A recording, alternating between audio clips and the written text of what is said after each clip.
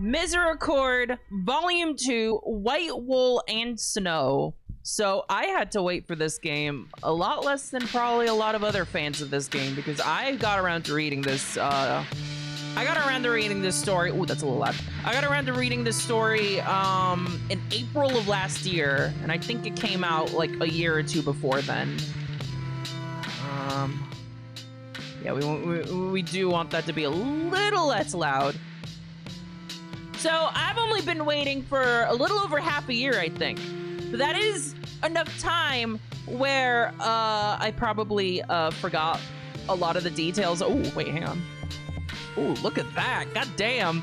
I probably have forgotten a few details of the first volume, but I will try and remember them. I'll also try to remember everyone's voices, because I did give everyone voices, even if a lot of them were very similar to each other. If I remember correctly, the last thing that happened in Volume 1 is Hedwig and I think Flora getting chased out of the Abbey by, like, a monster. And then I think Flora had got her foot, like, completely fucking destroyed. Look at this effect! God damn! Yeah, I think her ankle got shut in the door and just, like, ruined. I need to know if this monster's real or not. What is going on? I need to know. Also, hang on. Check out this censorship option, on or off.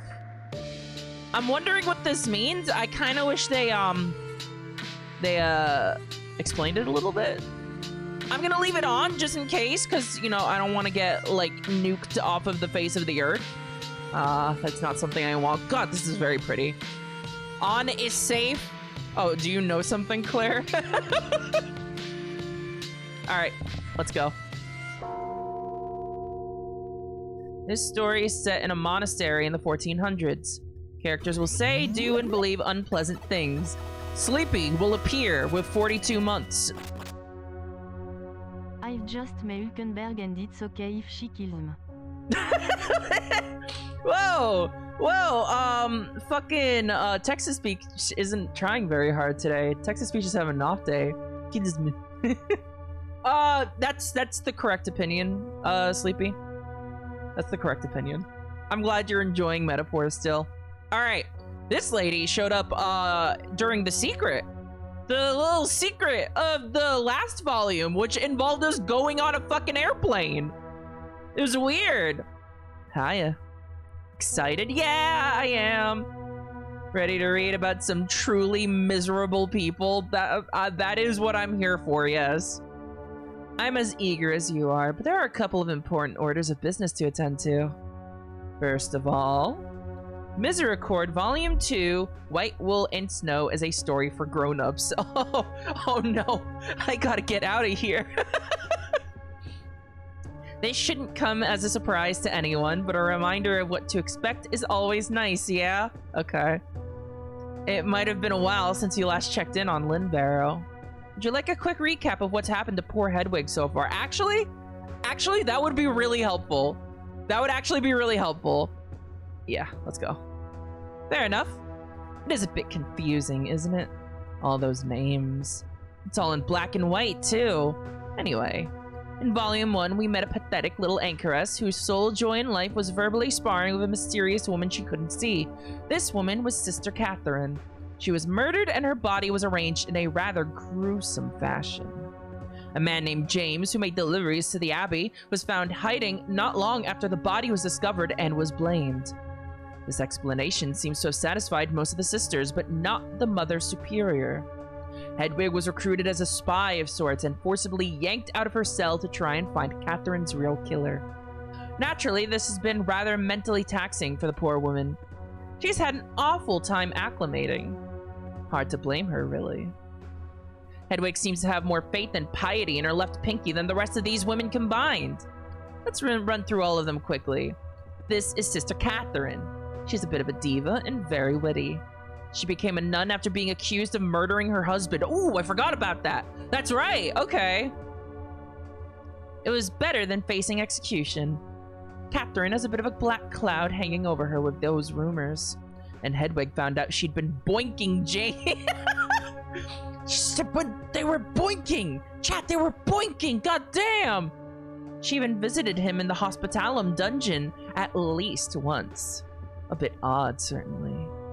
She's very good friends with Sister Margaret. They're incorrigible pranksters and gossips, too. On her own, Sister Margaret has treated Hedwig with kindness, although she's a bit evasive. She's also a talented musician.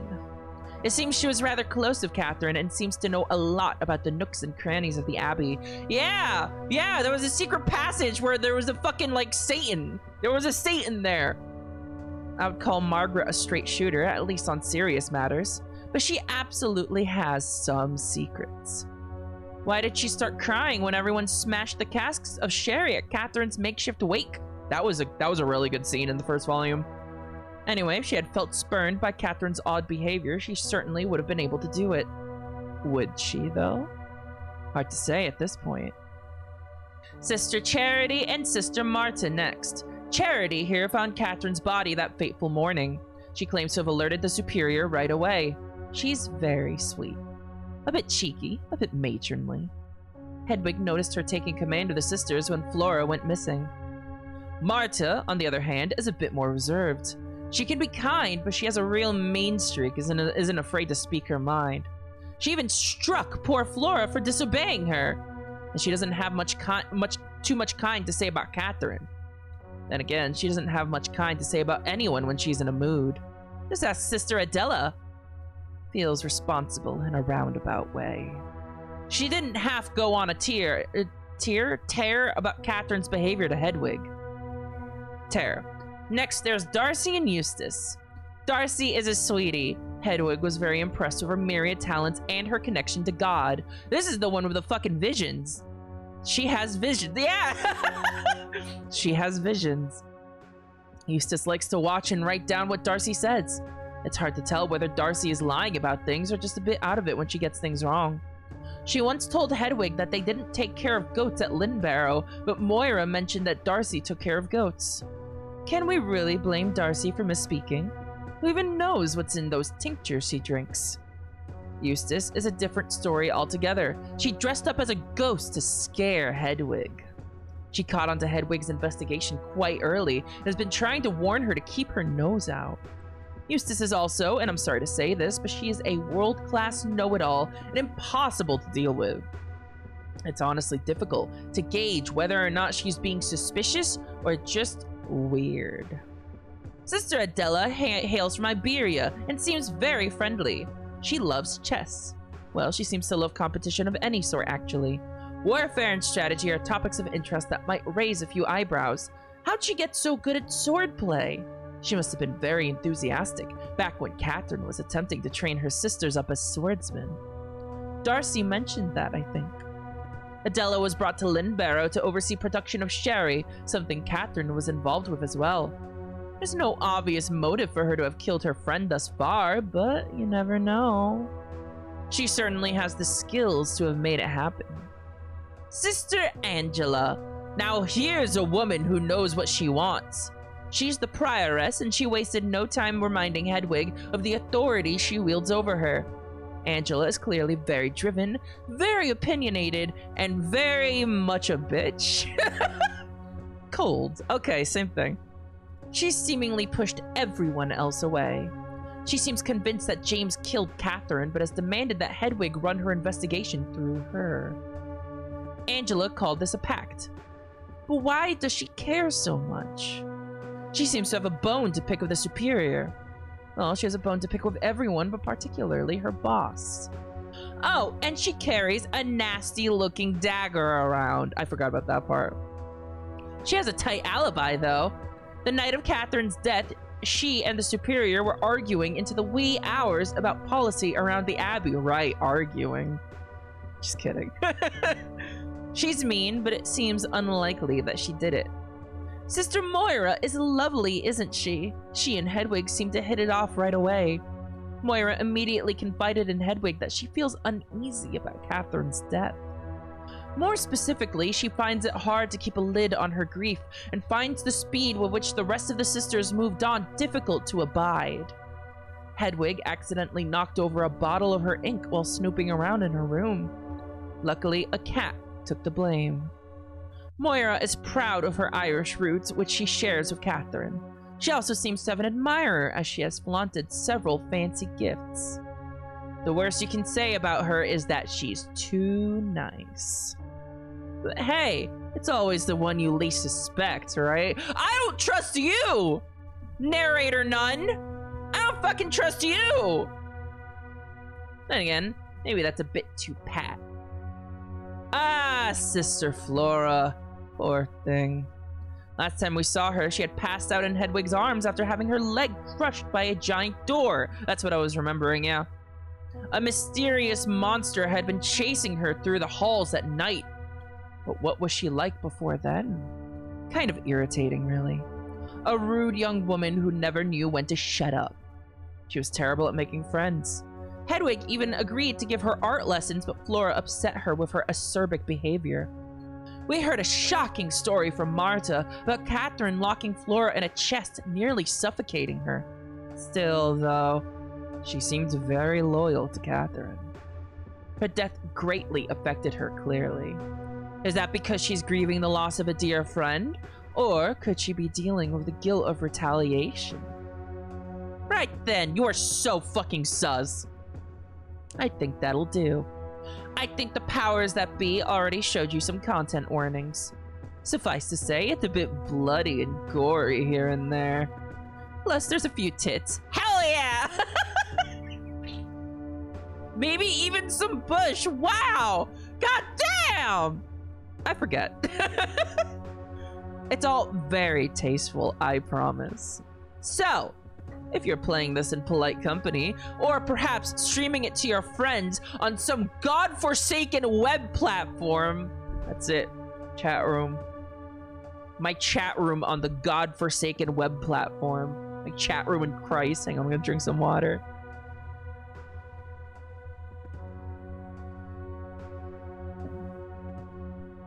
Spare yourself an awkward moment and toggle the censorship on, yeah? Already done.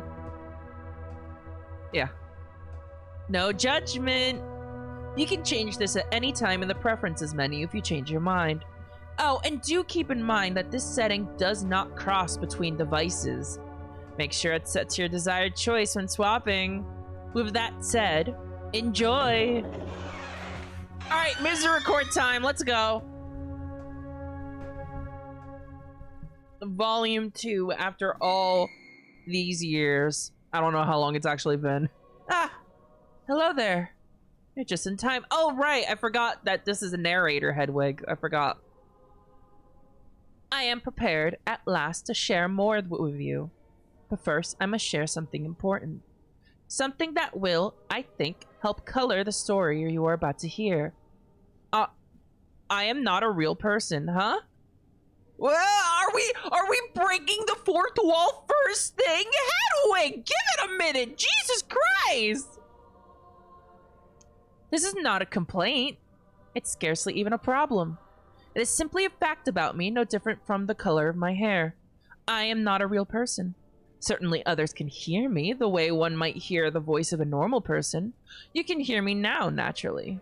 I suppose I am visible as well, or at least I was, when I roamed freely outside of this cell. But I cannot be heard in any meaningful way or seen in any sense that matters.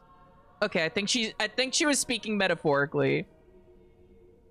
My words do not carry any sort of staying power, nor can I be seen in a way that changes the shape of the world. I am not a landmark in people's lives. Instead, I rank myself as some lesser being. I don't like this. I don't like this. She made some, progress in the first game. How did it come to this? Closer to a cat, or an insect, perhaps, than a member of mankind. I lack whatever it takes to make real connections with other people. It took me a while to learn this. I cannot remember exactly when the realization started forming. It might well have been when I hit my head catching Flora. For a long time, this knowledge made me ache. Now it brings me some measure of peace. The charge that I was given by the superior certainly did not help, but I dare say that I would have felt this way had I been born a princess, or a soldier, or a king. A person needs a whole soul, and mine could at best be just described as damaged. Oof. That's some fucking trauma right there. I do not linger in anyone's thoughts the way someone that matters to them might. I am not sought out. I cross no minds and am carried in no hearts. I take up space, but I am not really here. Perhaps I've never truly been anywhere. This is fucking depressing, man. I am not a real person. What happened to you? Do you find my outlook gloomy? I suppose it does sound rather grim, but it is useful. If I had any shame left or any reputation to uphold, I might not be able to tell you the rest of this story. I've thought carefully about how to present all of this to you. Hang on, let me sit a little more comfortably. Move my mic a bit. I realized whilst we were apart that I could probably just skip straight to the end. Summarize my life outside this cell in a sentence or two. But you wouldn't want that, would you? I hope not, because the experience of sharing this all with you is perhaps the closest I've come to feeling like a whole, real person in my entire life. I should like to savor that feeling. Finally, I feel that I must emphasize that this is a story built out of memories. Details like cardinal directions, the time of day it was at any given moment. As each day goes by, my certainty of any of these things slips away just a little. And I was supposed to be a chronicler. I am glad that I get to tell this all to you now, while there is a chance it all still forms some kind of shape. Now then. I believe that when we parted last, I was flat on my back, staring up into dark rain clouds.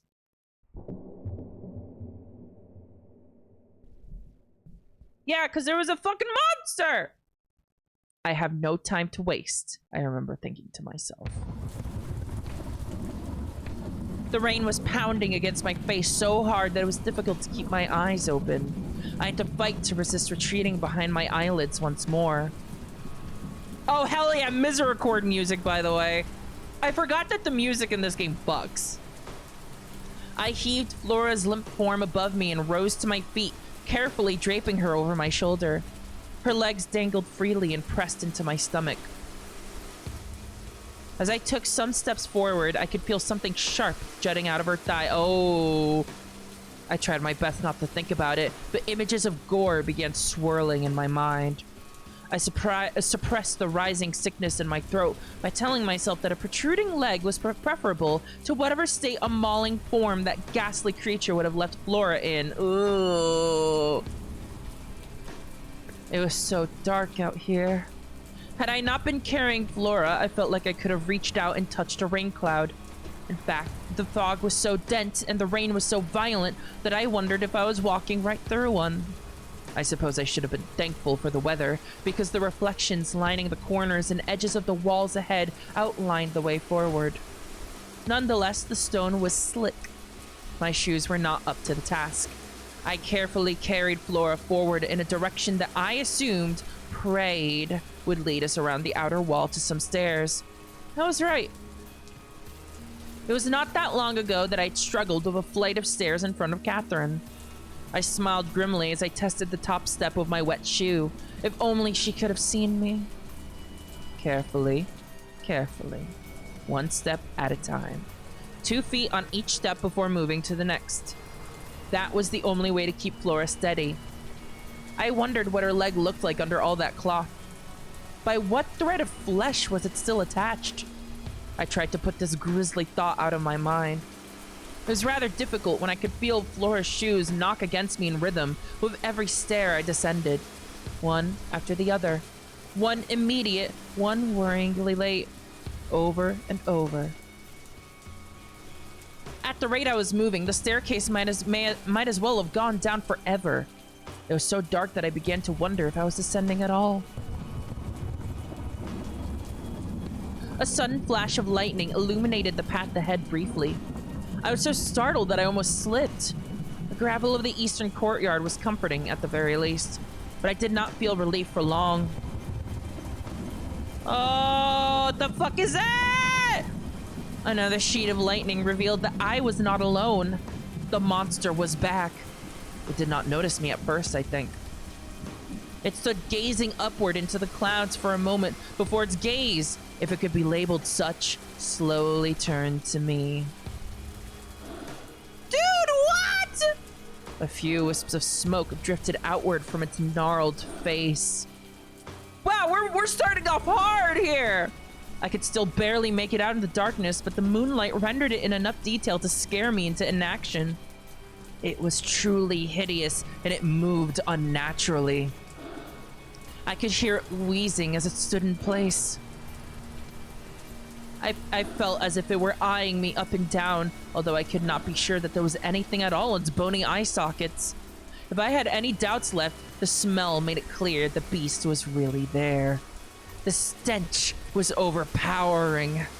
This must be what hell smells like, I thought. This is flesh seared by eternal fire, animated and standing upright in front of me, weighing whether to drag me along with it back down to where we both belonged. I realized my fingernails were digging into Flora's skin. I dared not budge. Just looking at this unearthly demon took more willpower than I had available. It was like staring into a dark sun. We stood there for I don't know how long. I do know that I moved first.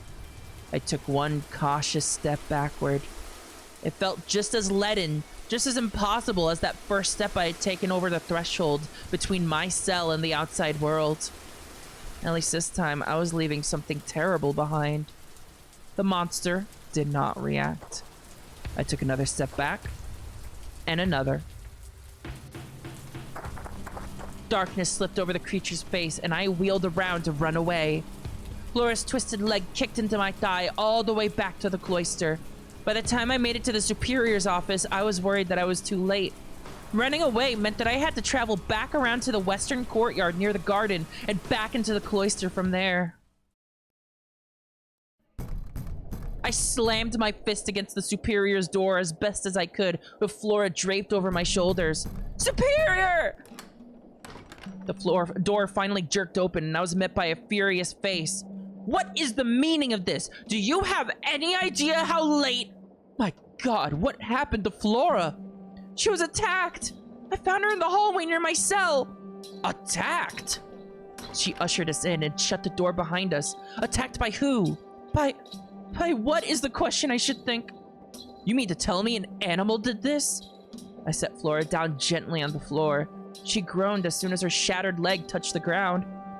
I can feel it now. It wasn't an animal. It was a monster. Come now. It's true. I was wandering the halls when it looked out at me. You're delirious. She's telling the truth. I saw it. Well, Flora was telling some sort of truth. Wandering the halls was not quite right, but now was not the time to quibble. It chased us outside, although that big door upstairs is what injured her. The superior rubbed her face and groaned. I've been meaning to get that bloody thing fixed. I will not believe a monster chased you there, however. Monster, ghost, devil, call it whatever you like, but something was there. Catherine and her cohorts used to love dressing up to give visitors a fright. Surely it was just someone in disguise. Lord knows nobody listens to me when I tell them no pranks, no hazing. I've seen Eustace's pranks, and this was no practical joke. It was taller than any of the women here, and it had the head of a goat, too. The head of a goat. Flora groaned again. We need to deal with this first. Stay with her, make sure she stays awake. I will go and fetch Moira. The superior exited the room swiftly. I reached out to grasp one of Flora's hands. She was cold and clammy. I risked a peek down at her leg and inhaled sharply when I saw that her robe was glistening. It was soaked in blood.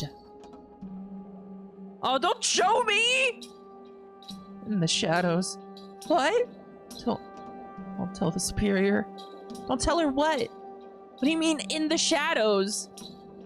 No, it can't be one of you lot. I was so far away from the dorms when it happened. My old cell. Tell me exactly what happened. There's nothing else to tell. That thing lives in the dark. Darcy always talked about hauntings, but I never believed her. But then, I saw it lurking outside the superior's window. That window. The hair on the back of my neck stood up and I gripped her slimy hand a little harder as I tensed up. I dared not turn around to look at the window behind me. But even then, I couldn't be sure. I thought it could have been anything, a trick of the light.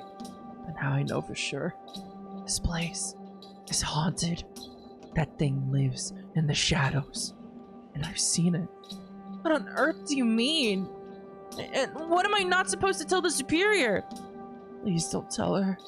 You can't tell her that I saw. You saw?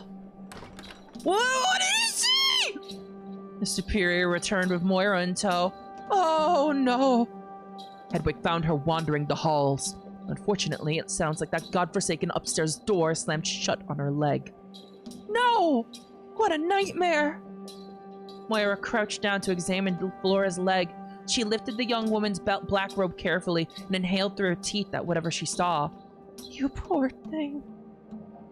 She stood back up and looked at the superior gravely. I'm going to need him to make a splint and a crutch. As soon as possible. By all means. What do you need? Wood? Twine? I assume we don't have any existing metal splints or leg plates, do we? None that I am aware of. We're not known for our smithing. Leg plates? Like from a suit of armor? Indeed. I can make a splint out of wood, but it might not set the bone just right. If there's anything that would fit to the contour of the leg better and actually compress things, that would be better. We should wake Eustace! There's a suit of armor in the library storage room! Good thinking, Hedwig. Oh, you are clever! The more closely I can set the bone, the better chance we have of avoiding amputation. Oh! Flora wailed from the floor. I don't want to lose my leg! I'll do everything I can. And look on the bright side, it wouldn't be your whole leg. Just about half or so. Which half? The bottom half. Nah, the top half. We're gonna turn you into Rayman. Suppose that was a stupid question. Try not to stress about it. I'm stressed. It would have been very funny if things weren't quite so horrible. You've done enough here tonight, Hedwig. You can head back to bed. But I insist. Moira, stay here with Flora while I collect Eustace and get that leg plate for you. Hedwig, walk with me. I'll escort you back to the dormitory. She stormed out of the room so quickly I had no time to object. I followed after her. A ghost, Hedwig? Superior, A sister was attacked right in front of you, and you didn't think to unmask the assailant? That isn't fair! If you had seen it, a ghost did not just attack you. A ghost did not kill Catherine. Maybe not, but something otherworldly most certainly did just attack Flora and I. I don't see how the two events had to be related. The superior wheeled around on me at the top of the stairs and spoke in a harsh, raspy whisper. Of course they're related! Of course, whoever attacked Flora is the same person who killed Catherine. Who else would it be? Why else would it happen? I don't know. Just how superstitious are you? Dare I ask it, but how stupid are you? You saw no monster. The darkness addled your mind, not to mention this darkness. It's a wonder you saw anything at all. We stood there on the stairs for a moment. I had nothing to say. There were tears welling up in my eyes that I wished I could hide. I am sorry. I should not have said you were being stupid. But it is clear that all of this is being done to undermine my authority. All of this is because I have been too lax, too forgiving with all of them. Of course, someone would be attacked while the bishop is here. Somebody is trying to hurt me. Okay, well, that's a little narcissistic. Punish me. And the only people who would care to do that would be those under my charge. Someone dissatisfied for whatever reason with my leadership. That could be anyone. That had been a mistake. The superior slowly drew herself up to her full height and glowered at me. Speak. I just mean, over the course of my time here, I think I've heard every sister express some sort of discontent with you. Really now? Surely it just comes to the territory. I think you've said as much before. Any specific grievances? None leap to mind. Just general satisfaction. Rousing. All I meant was, if that's a thread you want me to follow in my investigation, it might not narrow things down. What have you narrowed down? Catherine behaved suspiciously. Angela thinks she could do a better job than me. If it weren't for the fact I know she didn't kill Catherine the second, I would suspect her. But go on. What else have you pieced together? Have you been doing your job, or have you just been killing time? Well? The bishop is already here. I had hoped to stall him long enough to give you enough time to complete your inquisition, but now... She sighed and turned away. I don't know what to do. Something was bothering her deeply. I wished I knew what, but I hazarded a guess. Have you been into the cellars tonight? No. Why? There was, a party down there tonight. And you were part of it? Yes. I thought it would be a good opportunity to gather information. Of course you did, Hedwig. She turned away and continued up the stairs. Come along, then. No time to waste. I scurried behind her as we entered the dorms to wake Eustace. The superior rapped her knuckle on the door next to mine. There was no answer. She knocked again, looking irritated. There was a sound of hinges creaking, but it was not the door we were standing in front of. The door to Darcy's room, closest to the fireplace, had opened. Looking for me? Yes. Are we interrupting a late-night chat? It's no trouble. What's wrong? She had shot me a shrewd expression. Sister Flora has injured her leg. You found her? Indeed. That's good news. She looked straight at me once more. Yes, it is, although I will be happier after someone tells me what actually happened. What do you need me for? She's hurt her leg. Quite badly. Moira's a surgeon. Moira is attending to the wound as we speak, but she needs a brace for the bone. I'm still not... She walked towards us briskly, pushing between us to enter her room. After a moment, she re-emerged, holding a ring of keys. I can guess. She brushed past me on her way out of the dormitory. The superior and I followed. Eustace stood in front of the library door, squinting at the keyring and shuffling them back and forth. The way the keys splayed out in her hand reminded me of Adela's tarot cards. It's much too big. Excuse me? The boot. Laura is very small. I think Moira said we just needed something sturdy to hold her leg together. I said this faster than I could think about the mechanics of what I was suggesting. As I imagined watching two pieces of bones falling into place, I retched. Mercifully, nothing came with it. The door opened, and Eustace almost shot inside faster than the superior's candlelight could illuminate the room. You wait there. I beg your pardon. Eustace ignored her, too focused on her keys again to notice the superior's warning tone. She disappeared into the artifact room. The superior and I waited in silence for a moment. There was suddenly a crash of metal on stone. Is everything all right in there? Yes. One moment. Do you need my light? Eustace reappeared, holding two cylindrical pieces of metal. She handed them to me forcefully, then darted back out of the candlelight once more. Is there something else you need? Eustace! Eustace's voice was distant, no doubt buffeted by bookshelves. No, I'm just checking something I remember needed doing while I'm here. Ah, her system at work. That's right. You can take that to Flora. I'll be right behind you. Eustace is very sus. Eustace is very, very sus. I looked down at the pieces of armor Eustace had thrust into my hands. They were a lot smaller than I'd been imagining. Oh, are these the right pieces? These aren't leg plates, are they? They're the Vam braces. They should be better for a girl Flora's size. You should run ahead and take them to her. That seems wise. Flora's legs are decidedly smaller than a man of war's. But... Eustace suddenly emerged out of the darkness, looking harried and annoyed. Why are you still here? I said I'd be right behind you. Eustace practically sprinted out of the library onto the landing, beckoning for us to follow her with an impatient wave. Time is of the essence, surely. Of course. I nodded, not wanting to cause any trouble. She was with Darcy and doesn't want to be in the candlelight. What's the bet? She has a hickey or something? True! True!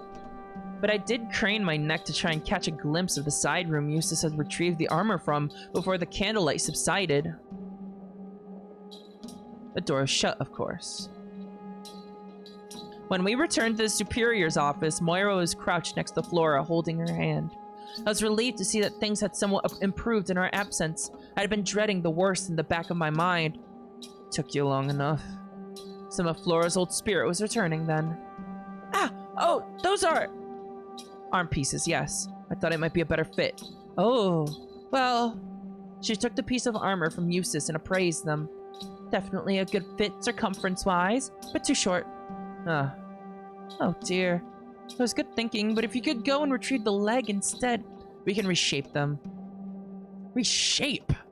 We can heat them up and bash them together a bit. Yes, I think that would work. Okay, why doesn't she want the legs? Why doesn't she want to get the legs? What is up with Eustace? We have a workshop. Of course we do, but that is a tall order. You know how to do that, Eustace? Well, no, I don't.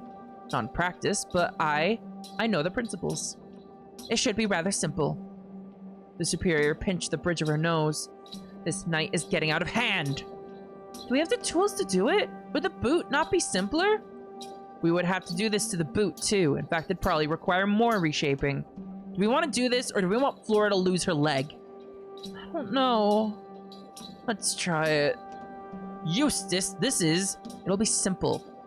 Let's try it. We have to consider that this armor isn't ours, you know. We've been entrusted it. What does that matter? Everyone looked my way. If there's something we can do, we should do it, even if it's just a hunch. I cannot believe we'd even consider otherwise. No? Am I wrong? Of course you're not wrong. Forgive me, Flora. We will try everything we can. Thank God. What do we need to do? Carry her to the workshop, first of all. We'll need to start a fire, find some tools. A hammer. Hedwig, will you help me carry her? Yes, of course. I was not sure I had much more strength left, but I couldn't possibly say no. I don't think we'll need a lot of fuel. It sounds like this is going to be an ordeal. Shall I wake the others? Yes. Or rather, no, let me do that. You help these two. The superior looked affronted by this direct order, but did not object. Well, see you all there. There's something Eustace doesn't want the others to see. Hang on, I am gonna drink some of this coffee.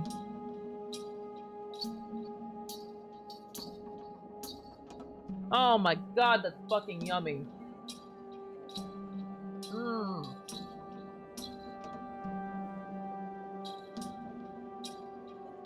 We got some toasted pecan coffee grounds. That's what that is. Oh, that's delicious. Alright.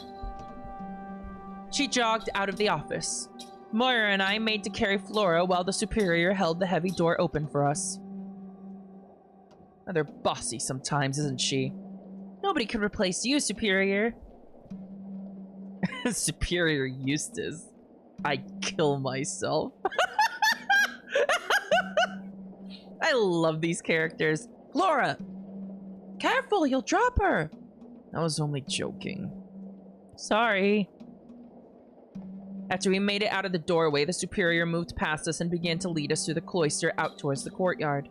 We were close to where we had prepared to ride down to the village. She opened a rotted wooden door to the side of the archway's gatehouse that I had not entered yet. It was pitch dark save for the superior's candlelight until she held the flame up to a few sconces around the room.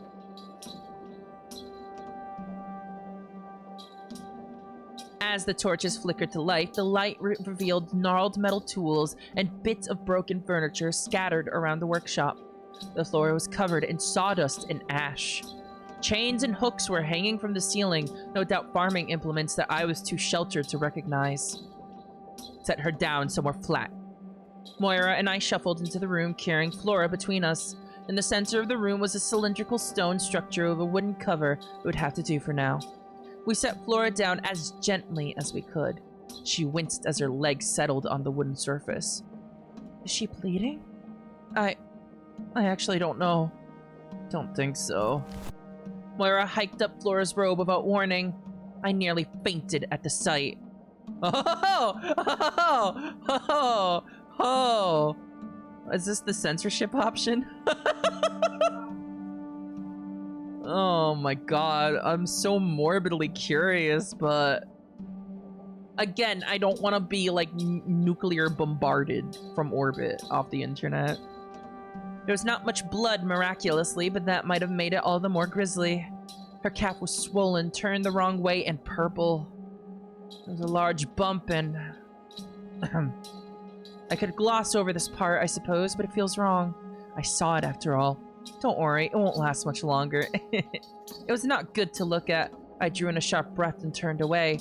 Moira, however, wasted no time assessing the injury. Not good. You might need to drain it before we do anything else. Drain? What's supposed to stay inside? Not all welled up in your calves, it isn't. Flora let out a guttural groan. Despair was sinking in. Don't. It's fine. It'll heal up on its own. It most certainly will not. Should I go get more help? That might be a good idea. Eustace had been marching around the room, surveying the tools on offer. Think this would make a good fleam? What the fuck is a fleam? She held up a long saw with orange-flecked teeth. Flora let out a half-laugh, half-hiccup. Fuck off. If you want to make yourself useful, Eustace, go wake everybody up. And have Darcy bring my tool bag, please. It should be under my bed. And ask her to bring any dwales she might have lying around. Eustace opened her mouth to protest, but Moira shot her a grim look that I wouldn't have thought her capable of. Of course. On it. Sorry. She bustled out of the workshop quickly. Hedwig, could you run to the kitchen and find me the biggest bowl you can? Bowl? So the blood has somewhere to go, silly. Good heavens. Oh, hurry! I scampered out the door and ran towards the kitchens. The rain had lessened somewhat since I had been up on the wall, but it was getting quite cold in my damp robes. I was shivering by the time I made it to the kitchen door and fumbled my way inside. Bowl. I squinted to try and get a better look at the cooking implements around the room. The moonlight was enough to see outside, but here it was frustratingly dark. I should have brought one of the torches the Superior had lit in the workshop. Finally, I spotted it. A big wooden bowl poking out of a shelf, the one Eustace had served as gay lead out of. I just knew Eustace would have something to say about me selecting the same bowl, but there was no time left to agonize over it. I stepped forward and... Oh, I saw this coming. I knew it was gonna be the fucking cat. I was thinking about the cat in the back of my head. Sharp claws swiped at my wrist. I yelped and tumbled forward into the shelf. My forehead knocked against the panhandle on my way down, bringing the whole shelf of cookware down on top of me. Hedwig, no! Hedwig, please!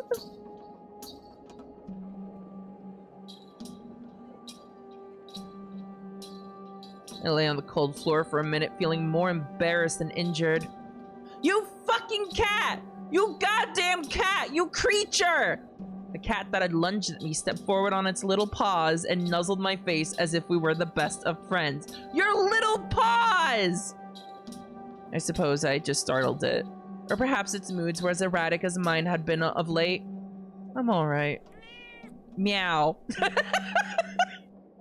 I just need a moment.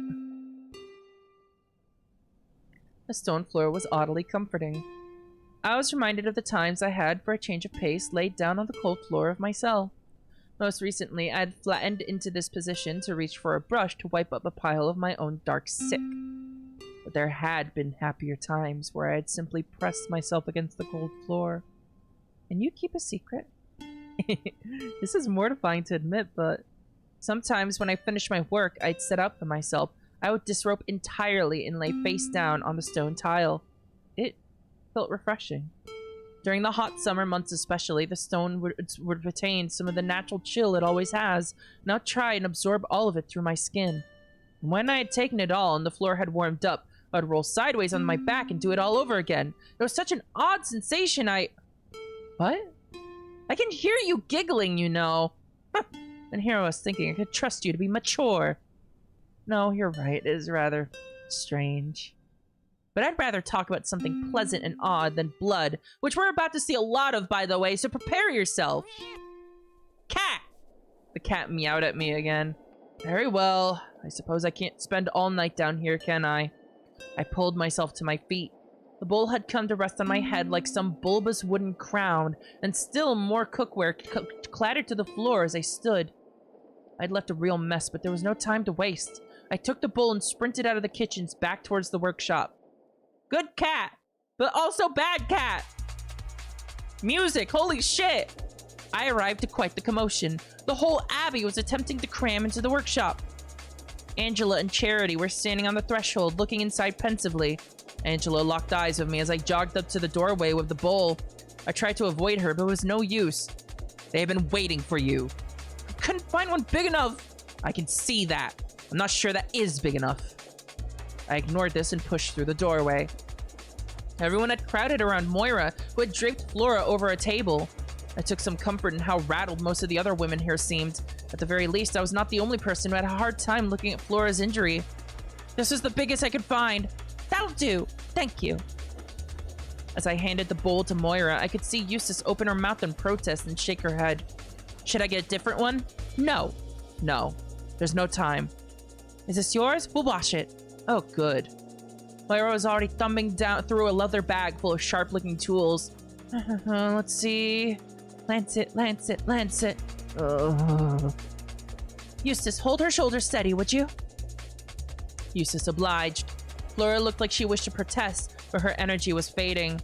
Now, Hedwig, I need you to hold that bowl steady while I drain the wound. Can you do that for me? I think someone else might do a better job. We don't have time to bicker about it. Nobody wants to, but somebody has to, and you're here with it in your hands. Shall we? Yes. Moira beamed at me, then rummaged in her bag for a wooden stick. She held it close to Flora's face. It reminded me of the way Darcy had held up bits of grass to watch the sheep eat. Bite down on this for me, please. It'll help with the pain. We out of dwell, Darcy? There she is! The best character! Yes. Oh. Please don't say oh like that. Moira took this opportunity to stick the wooden bit into Flora's mouth. There you go.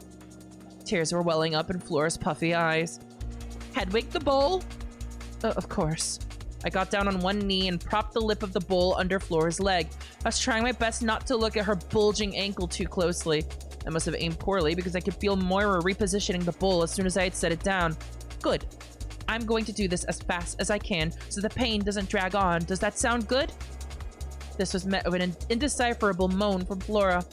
You've broken this leg before, haven't you? It'll be all right. You're strong.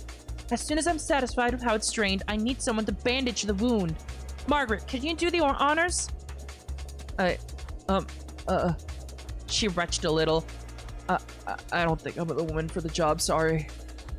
Someone else, then. No time to hesitate, come on! I will do it! Adela stepped forward, looking stern and determined. Moira gave her an approving nod and handed her some white fabric from her doctor's bag. Are you ready? I am ready. Hedwig? Ready. I'm going to count down from 5. 5, 4, 3. Oh, that sound. Holy shit. I heard a muffled shriek and the sound of liquid running down the side of the bowl I was holding. I bit the inside of my cheek and gripped the sides of the bowl as hard as I could. I didn't want to disappoint Moira, and I certainly didn't want to hurt Flora's chances at recovery. I wanted to help, as ghastly as the process was.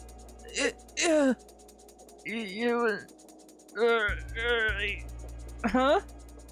Flora spat the bit out of her mouth. You went early! No, old doctor's trick. Sorry about that. The anticipation is the worst part. No, it's not! Blood stopped pouring into the bowl. I could see that Adela was wrapping the leg in the bandage Moira had provided. Moira, this bone.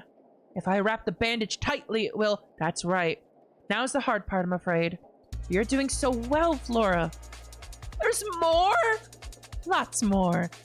Adela, this is going to be grim work, but just imagine that Flora is, I don't know, your fellow man on the battlefield. You're going to have to get the leg back into the right position so the bone can heal back together. I can do it! Do not worry about me! I'd never seen Adela sweat like this. Wet hair was poking out from underneath her cap as she and Moira guided the bandage around Flora's leg. I walked around stupidly, holding the bowl of blood, unsure where to put it. I could hear a real commotion behind me that I was very glad I couldn't see. Ugh! Flora, do not kick! You're going to make it worse! I'm not trying to! Someone hold her legs down, please! The last thing I need is Flora kicking her whole foot off! Everyone gave me a wide berth as I carried the bowl to a table at the side of the room and set it down as gently as I could. I hunched over it for a moment. The wailing and moaning and gnashing playing out behind me was too much to bear. However, I steeled myself, reasoning that nobody needed to deal with me adding more disgusting bodily fluids for them to keep clean up. I scrunched my eyes shut for a moment and tried to push the sounds of surgery out of my mind. I felt a hand on my shoulder and turned to see Margaret, looking a little worse for wear. Me too. Oh God, is that the blood? Let's go over here. She pulled me aside into the corner of the room. This is a little rougher than last time. Last time? Then she broke her leg climbing the wall. That still wasn't pretty to look at, but this... What happened? Oh, wrong voice, sorry. God damn it. I heard a sound in the middle of the night and found her. Thank goodness for that, at least. Was her leg already broken? No, it all happened so fast. It was that door. The big one that never closes properly? Yes. Goodness. I suppose it can actually close properly then. I was not sure if this was meant to be a joke or not. I'm relieved you found her. Good work, Hedwig. Thank you. Did she tell you what she was doing, where she'd been? Not a word. I heard a sound. I found her and then... Bang. Door gets her on the way out. I understand. I was panicking inside. This was strictly speaking not a lie, but I was omitting a rather large detail. I could justify this to myself somewhat. The ghost is Flora's story to tell. However, I realized as soon as I confirmed Margaret's order of events that Flora and I heading outside to the wall was a rather strange path to take. Her and Catherine used to walk the walls talking about this and that, so she was probably hoping to do the same with you. That's good. I was worried when she was missing that we weren't doing enough for her, but hopefully this is all one big misunderstanding. Keep the drawing lessons up, yeah? She'll need it after this. Of course! Right! That should just about do it for the bandages. Now then, time to make a splint. We'll need to move Flora, I think. She looked around with furrowed brow, then pointed next to me and Margaret. Wheelbarrow! There was indeed a wooden contraption next to us, a wooden box with two handles and a precarious-looking wheel attached to it. Margaret extracted it from the other garden tools it was buried under and rolled it back into the crowd. Eustace and Margaret lifted a whimpering Flora into the barrow carefully, with Adela and Moira supporting her leg. After she was deposited into it as safely as she could be, Eustace retrieved the van braces and held them all up for all to see. So, I have an idea that I need everyone to take seriously, and I will likely need everyone's help to execute. There was a murmur of approval from the gathered nuns. I need you all to help me get a fire going in the forge. I could sense every eyebrow in the room raising.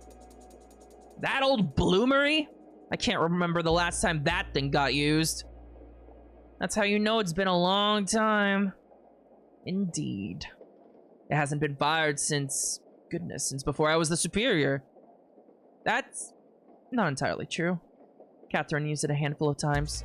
Really now? It is true! I helped her, in fact. Excellent. In that case, Adela, I need you to help me direct people. To do this fast, we're going to need a steady supply of fuel going in. Then we'll need someone on the bellows, and we'll need two of us on the hammers. She hoisted up a blunt tool. What in God's name do we need all of this for? To make a proper splint for Flora's leg. Will that work? It has a better chance of helping than doing nothing at all. Sounds like a plan to me. I suppose I could help pass firewood. Good. Everyone began arranging themselves around the workshop. I was surprised and suddenly felt very out of step with them. Things fell into place almost wordlessly, but I had clearly not been here long enough to understand where I fit in the natural order. Oh, sorry, I accidentally clicked on my other monitor. Hedwig, I saw you swinging that sword around in the Misericorde. Can I put you on hammer duty? Let me rephrase that. You are on hammer duty. She held a hammer out to me, handle first. I could only oblige. It was much heavier than the sword had been and balanced very differently. After carrying it for a moment, I felt a decent enough sense of what to do with it. Oh, fuck, I accidentally clicked too fast. Oh my god, I'm falling apart! Hang on. Isn't there a log? There we go. Adela, you'll take the other one. Absolutely. I took a glance down at Flora. It looked as if she was struggling to stay awake. Moira was in charge of the wheelbarrow and kept fussing over Patient's bandage. Once the fire is as hot as we can make it, I'm going to put the bracers in. Then I will put them in the middle here, open them, and then overlap the edges. That's when you'll bash them as hard as you can, as fast as you can. Rhythmically, please. Until I put the bracers back in the fire. Do you understand? I do. I was very glad she did, at least. Practice. Adela hits first, then Hedwig. Adela smashed her hammer against the oak panel and then retracted it as fast as she could. I tried to follow suit, but my strike came out much slower. Again. Hedwig, please! A little faster that time. Faster! I got into the flow of it. Adela and I beat our invisible foe into a pulp with startling efficiency, our hammerheads striking one after the other. Good. Let's get to work. The others had been working on bringing the fire up to heat behind us, passing bits of firewood in a line from a pile on the other side of the room. Fucking banger music again, by the way. I suppose there was something important in putting fuel in steadily. Personally, I would have just crammed as much wood into the forge as would fit, but I suppose that's why I was a nun and not a blacksmith. Eustace thrust the van braces into the small slotted fireplace. Darcy pushed on a wooden handle attached to a strange bag that blew air into the furnace. Flames whipped around inside.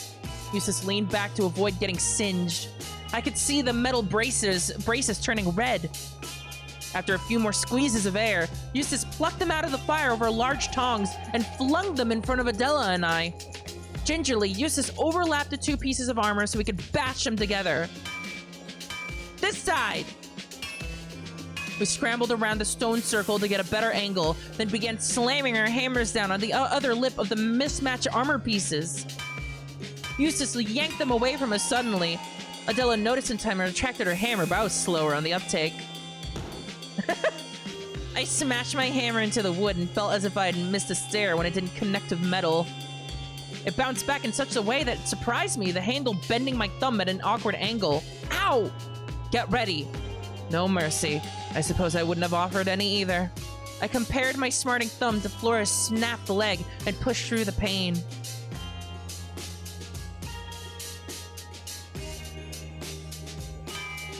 We repeated the process over and over. I can't recall how many times. The whole convent operated as efficiently as it could to keep the fire going. Angela and the Superior joined Marta, Charity, Catherine, and Margaret on the fuel line, while Darcy managed the bellows. Eustace moved the armor between the bloomery and our makeshift anvil, where me and Adela would pound away at the white-hot metal. I don't know how many rotations we went through before I noticed that it might actually be working. It took many more after that for Eustace to be satisfied with our handiwork. All seemed to be going well until Eustace frowned. Water. We need water. First she wants fire, now she wants water. We need to dunk this in some water. Moira bolted out of the room faster than I'd ever seen her move. Eustace put the van braces back in the fire. Good work, everybody. Don't mention it. I didn't say to stop. Moira sprinted back into the room carrying a bucket of water. I was worried that was all going to slosh out by the time she made it to Eustace, but thankfully seemed to still hold enough when she arrived. Eustace pried her makeshift splint out of the forge and pushed it into the bucket. Steam billowed out suddenly, filling the whole room with a smell not unlike the blood I had collected in the wooden bowl. Panting heavily, Eustace fished around in the bucket with her tongs. With a look of triumph on her face, she let the metal bracers fall onto the now dangerously dented well cover with a thud. It had worked. Thank God. We did it! Adela let out what I can only describe as a battle cry, holding her hammer aloft. The energy was infectious. Everyone I could see cheered and clapped as Moira tested the armor on Flora's leg. With a little work, it fit. Incredible! How does it feel, Flora? Huh? Nearly everyone chuckled. Poor thing. She needs some rest now, I'd imagine. Indeed. I couldn't help but notice that Angela had not been laughing in relief along with everybody else. Predictably, she could not let this triumphant moment pass without interjection. What happened, Flora? Come off it, Angela. Not now. Then when?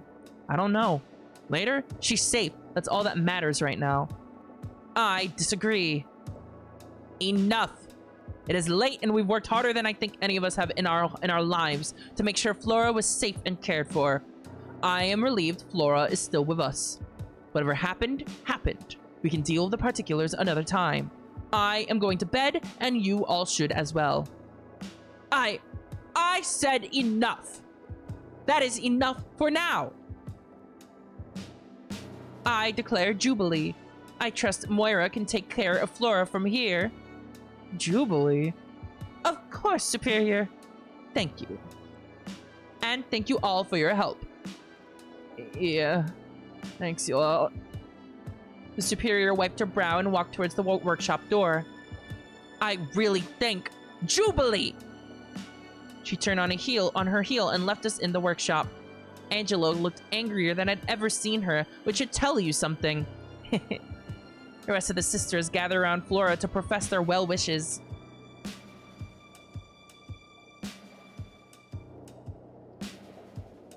The embers were tended to, and the glow of the forge lessened. I fell to my knees, feeling exhausted. Sweat cascaded off of my brow and down my nose. There was still a cloud of steam hanging around the whole room. The crowd moved out of the workshop as Moira wheeled Flora, still in the barrow, out into the courtyard.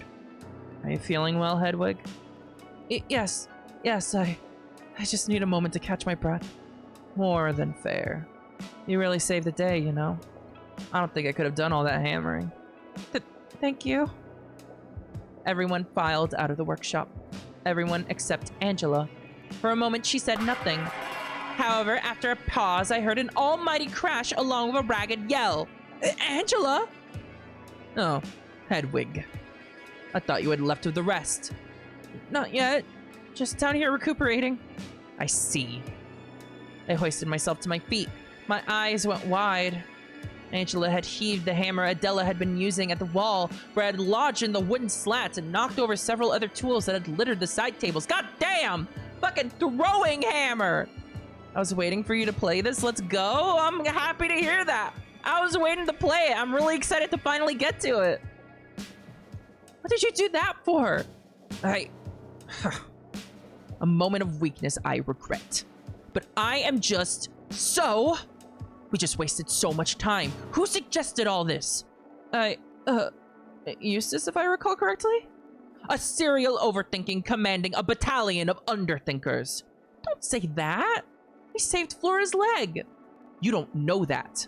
Well, we certainly tried. Do you know what a splint is, Hedwig? She began prowling around the room in a primal manner. She picked up a broken bit of wood and jerked it towards me. This could be a splint. Or this. She tossed the wood aside and picked up a metal rod. This could be a splint. Anything in here could be a splint. You tie something sturdy around a broken bone to hold it in place. That's a splint. But no, that's not good enough for Lynn-Barrow. Why the sharpest minds in the country reside here. No, not in Westminster. Not in Gosford or Rayval or Lynchfarne. They're all here in Lynn-Barrow, wasting God knows how many hours reinventing the very concept of the fucking splint. She slammed the metal implement back on the table in a huff. What happened to Flora? I don't know. I just found her wandering the hall. Don't lie to me, Hedwig. Whoever it is you are protecting by hiding the truth. It cannot be worth it.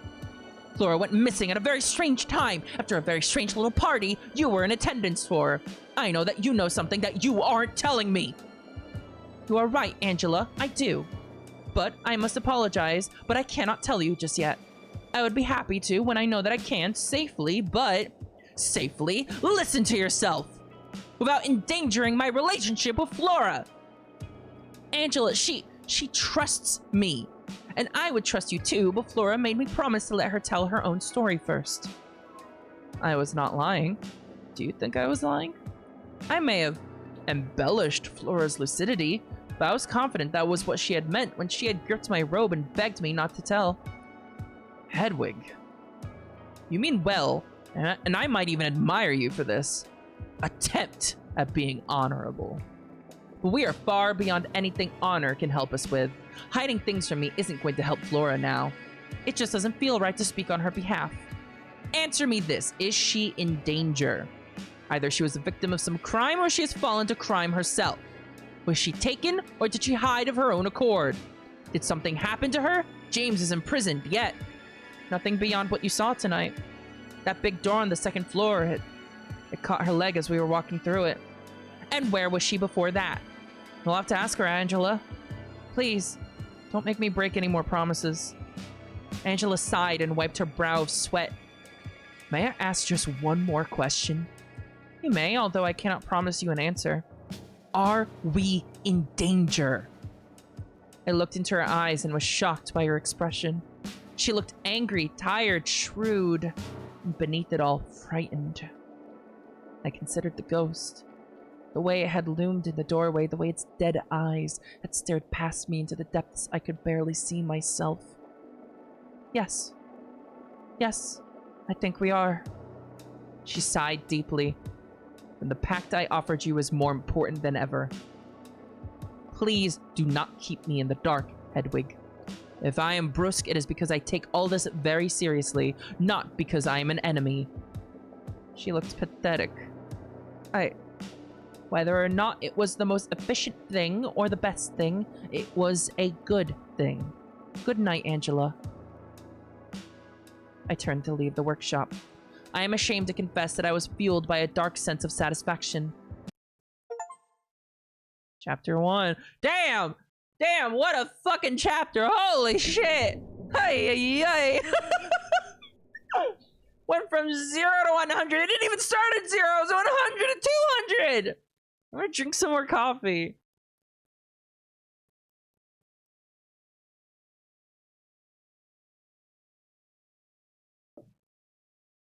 Sorry for yelling into my microphone. I'm not a voice actress. I awoke late the next morning after restless dreams. I remember groaning as I rolled out of my bed and padded across the floor to pick up my robe. I looked out of the window. The sun was higher in the sky than it usually was, than it should be. When I was getting ready for the day, I felt bleary and distant from myself. Last night's dramatics had shaken me deeply, but there I was scrambling to return to the relative comfort of routine. The idea of missing service was equally as disturbing as coming face to face with something so unholy. I scrambled to put my clothes on and make myself presentable, and rushed out the door, only to see that I wasn't the only one who had slept in. Eustace, Moira, and Charity were standing in a circle around something in the middle of the dormitory. Ooh, I remember this song from the first volume. I love this song. They looked surprised to see me in such a rush. Oh, hello. Where are you off to all of a sudden? I haven't missed service, have I? Oh, bless you. I didn't have service this morning. I think the superior might still be asleep. I can't blame her. But she meant it when she said Jubilee. I think a day off is warranted given the circumstances. We can declare it a holiday for Flora. Steady on. She looks so done! I'm not dead. Don't venerate me just yet. Venerate. Whatever.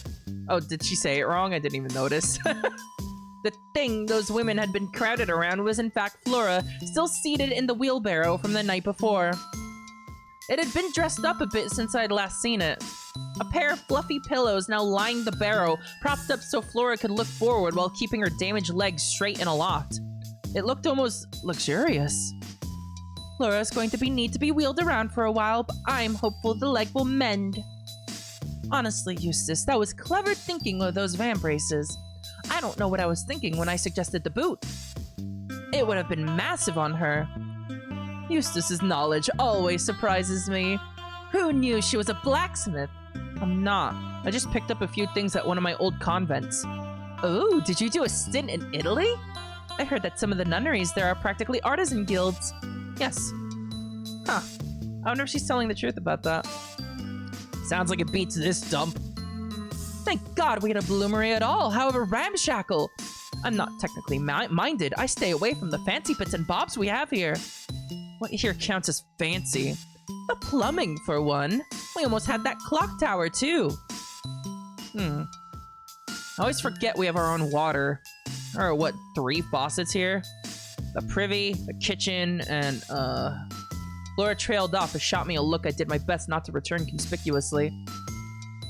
The 3rd faucet, of course, was in my cell. I realized that Flora had likely been subsisting on water and trips to the pantry while she had been missing. So she was hiding in Hedwig's cell. What the hell was up with that?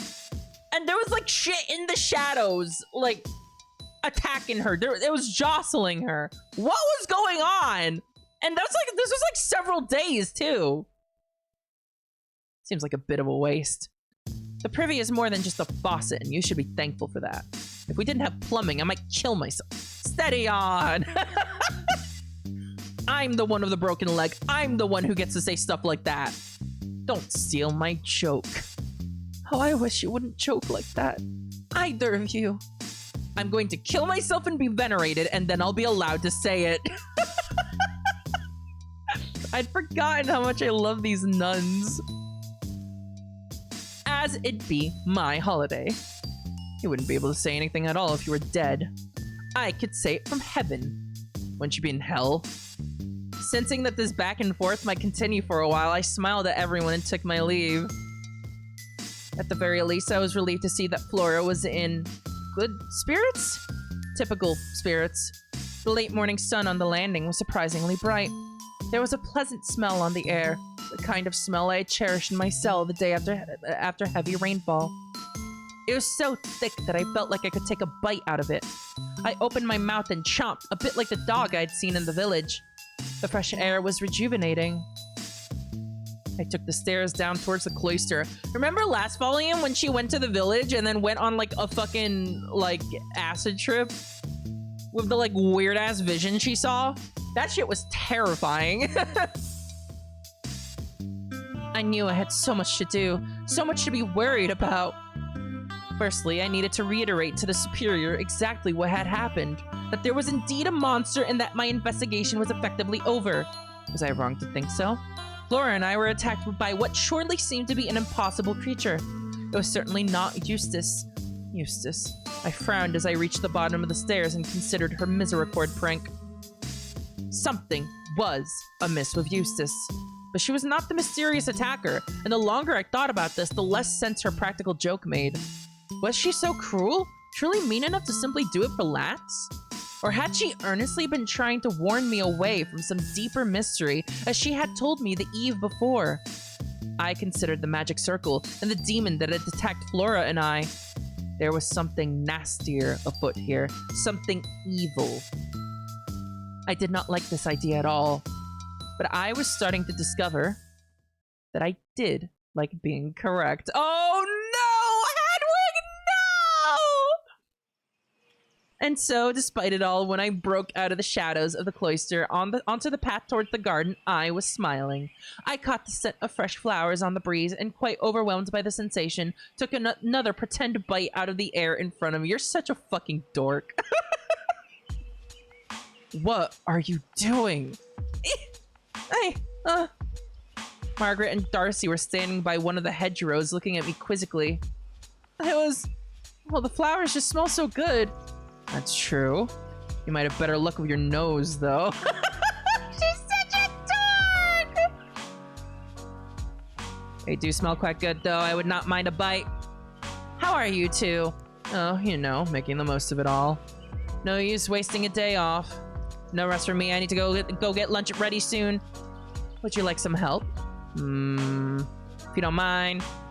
Hedwig? Of course! I hope I did not sound like I was protesting. Darcy smiled and clapped her hands together gently. Wonderful. We all started walking back toward the kitchen at a leisurely pace. So, Flora's safe. What a relief. Indeed. I should make her favorite, which is, Darcy furrowed. I'd forgotten how much I love doing Darcy's voice. Darcy furrowed her brow and kept walking, evidently rummaging around in her head to remember Flora's meal of choice. Will you be writing all this up as part of your chronicling duties? I suppose I must. I hadn't thought about that. I don't envy you. That's going to be a few pages at least. That's very possible. I do tend to truncate, though. I'll manage. Not one to embellish. Not typically. I prefer to be succinct. Stop giggling! That was true! Back then! Yeah, now she's delivering a story in volumes! One of these days, I should actually read some of our chronicles. Aren't Catherine's gone? I vaguely remembered Eustace refusing to let me see any of Catherine's writings. Yeah, but they go back donkey's years, I think. Well before Sister Catherine's work, even. I'd honestly never considered looking. Really? You never get curious? Or bored? Bored? No. Curious, perhaps, but... This might sound silly, but surrounded by all those books... Quite literally surrounded, there are old chronicles stacked up on the desk. But that has just never crossed my mind. You're a writer, not a reader. I understand. I've read every book of the Bible, and no short amount of commentary on it as well. After that, what's left of value to read? I did recommend the Divine Comedy, yeah? I do think you might like that. Oh, yes, I think you did. Duck sausage. There we go! There we go! Okay, alright. Huh? Flora's favorite is duck sausage. We arrived at the kitchen. Oh, damn, actually, that sounds fucking awesome. That sounds fucking delicious. I would demolish a duck sausage, just saying, chat. I felt a wave of embarrassment as Darcy entered the room, remembering the mess I'd made on the hunt for Eustace's gay lead bowl. What the? Oh my goodness, I am so sorry. I forgot to mention this. I knocked over all this cookware last night when I was looking for that bowl to hold, for Flora. It was dark and the cat jumped out at me and there I went. Oh, yes, that cat is a bloody nuisance. I suppose I should thank you for keeping the kitchen mouse-free. But I don't remember ever seeing a mouse, and I think I would like it to be cat-free as well. No creatures in the kitchen at all, I should think. Only ones I'm about to cook. Here, here. Darcy bent down to start collecting scattered kitchenware, and Margaret and I quickly moved in to help. Thank you. My back is not good enough to do this sort of thing by myself. You do too much by yourself. Honestly, it makes me feel guilty. I do what I like to do. Company is always nice, though. And between you, me, and the pots and pans, the meal preparation is about to get more complicated. Really now? Why is that? I heard we might be getting some new oblates. I dropped a utensil that I'd been trying to return to a high shelf. Ah! I'm not as tall as I think. I don't know what an oblate is, I'm not gonna lie. Where did you hear about new blood, Darcy? New members of the Abbey? New nuns? I'm not exactly sure what an oblate is. Eustace has been muttering about it.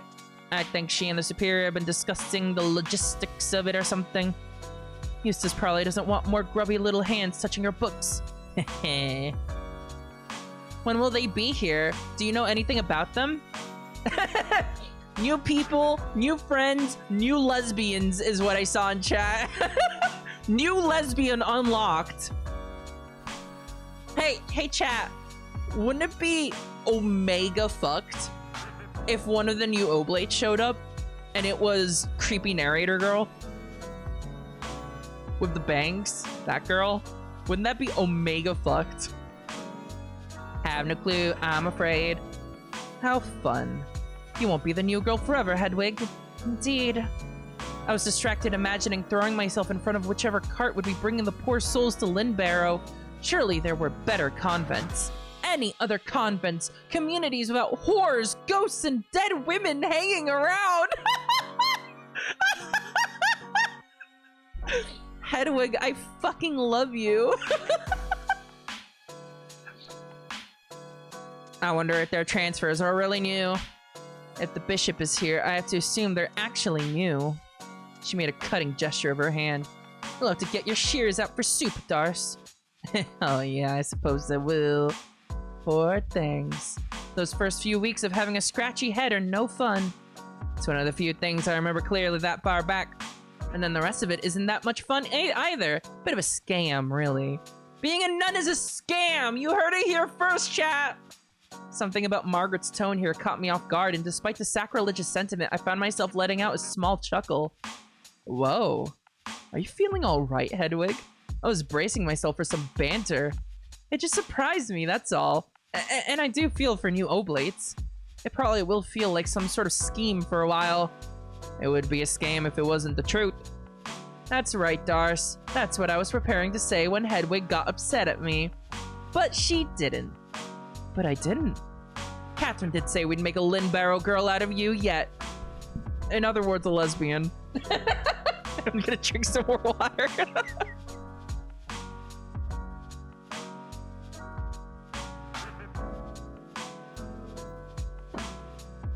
Listen, chat. Listen, chat. Hedwig and Moira. I ship it.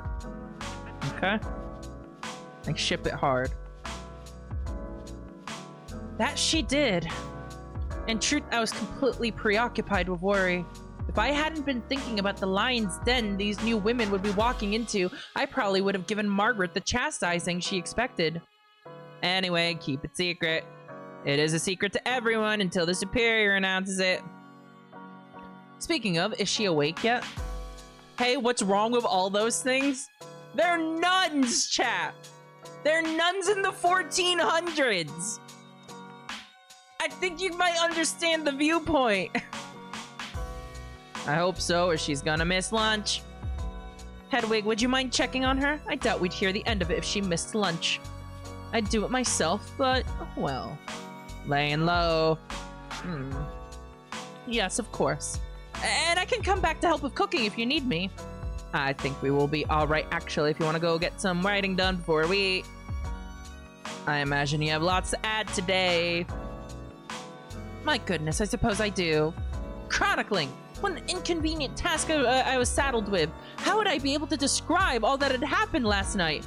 Writing the plain truth as I'd seen it would look like the ramblings of a madwoman. Freed from sweating it out in the hot kitchen, eh? Lucky you. Go on, then. Margaret shot me a playful grin as I made my exit. The noonday sun blinded me as I left. I was not used to things being this bright after being awake for such a short time. It was a cold brightness. The earth felt crisp and brittle, the exact inverse of how the world had looked and felt only hours prior. My head still felt rather swimmy. I felt calm, but I didn't trust myself. The day was proceeding like any other, but it should not have been. I thought back to the blackness of the night before when I'd stared up into the sky, soaking wet and freezing cold. When I shut my eyes and begged for another chance, perhaps I had been granted it. I'd escaped the darkness and emerged into this stark world of light. When I arrived at the Superior's door, I was feeling oddly resolute. Things were falling apart, but they had not fallen apart yet. No answer. No answer still. I reasoned that she had already risen and turned to leave. But just as I did, I heard a muffled voice. Who is that? Oh, it's Sister Hedwig, your Superior. I could hear the door being unlocked. Oh my god! She's fucked! No! Come in. Quickly now. Superior? Wait, did she get punched? I'm not sure. Quiet, please. Sorry, I should have let you sleep a little longer. How late is it? Just before midday, I think. Good lord. She stumbled over to her ostentatious chair and collapsed into it, then beckoned for me to step up to her desk. No, I don't think she got punched. I think those were just bags under her eyes. How are the others? Quite well, all things considered. Flora is taking to her wheelbarrow with aplomb. And Darcy is preparing luncheon. All is right in the world. That is a relief. Ugh, I really should just declare it a holiday. Everyone seems to be under the impression that you did. Oh, that's right. What was it I said last night? Jubilee! Jubilee! She weakly raised her hands and waved them mockingly before collapsing them on the desk and leaning forward. Would you mind letting everyone know? I think I may be indisposed for the rest of the day. Of course. But as I said, I think the others might have already assumed the day was forfeit after service failed to happen. Don't be so judgmental. We all had quite a night. I didn't mean... She held her face in her hands and groaned, then pulled her cheeks down somewhat comically, accentuating the bags under her eyes. God, she's so fucking done! My apologies. I tend to assume the worst when I'm tired. I need to spend some time with you catching up on the events. The events! Yeah, that's right, the events! That's what I'm gonna call the news from now on, the events! But not today. My mind must repair. I understand. I hope you will be able to be as forthcoming as possible when the time comes. I apologize for my attitude last night, but I can't apologize for the sentiment behind it. I simply cannot deal with any more nonsense, least of all from you. I trust you. I have to. Do you understand that? That's why you're here. I understand that amongst the others, you have a role to play. But when it's just you and me, I expect the truth. And I don't think I should have to demand it from you. It should come freely and without obfuscation. No ghosts, no fairies, no, I don't know, Merlin-esque trickery. Tell me what is real. Yes, Superior. Otherwise, what's the point of any of this? Of course, Superior. If I may, the details I tried to tell you... A creaking sound emanated from the room next door. The Superior frowned and leaned forward. Not now. I nodded, not understanding in the slightest. The Superior rose to her feet, somewhat shakily, and began walking towards the door, speaking louder and clearer than she had before. Please tell the sisters that they have a day off to do as they wish, and do tell Flora that I am relieved beyond measure that she is safe and on the mend. I gave a little bow of my head and exited the stuffy office. I entered the rectory to find the sisters seated for luncheon, a veritable feast laid out in front of them. There were bowls of pottage, piles of roast carrots and other vegetables, and slices of bread laid out on wooden carving boards. The centerpiece of the whole affair, however, was Flora, positioned at the head of the table where the Superior would typically sit. While most of the sisters were sitting in askew chairs around the room, Moira, Adela, and Catherine were standing next to the poor girl's wheelbarrow.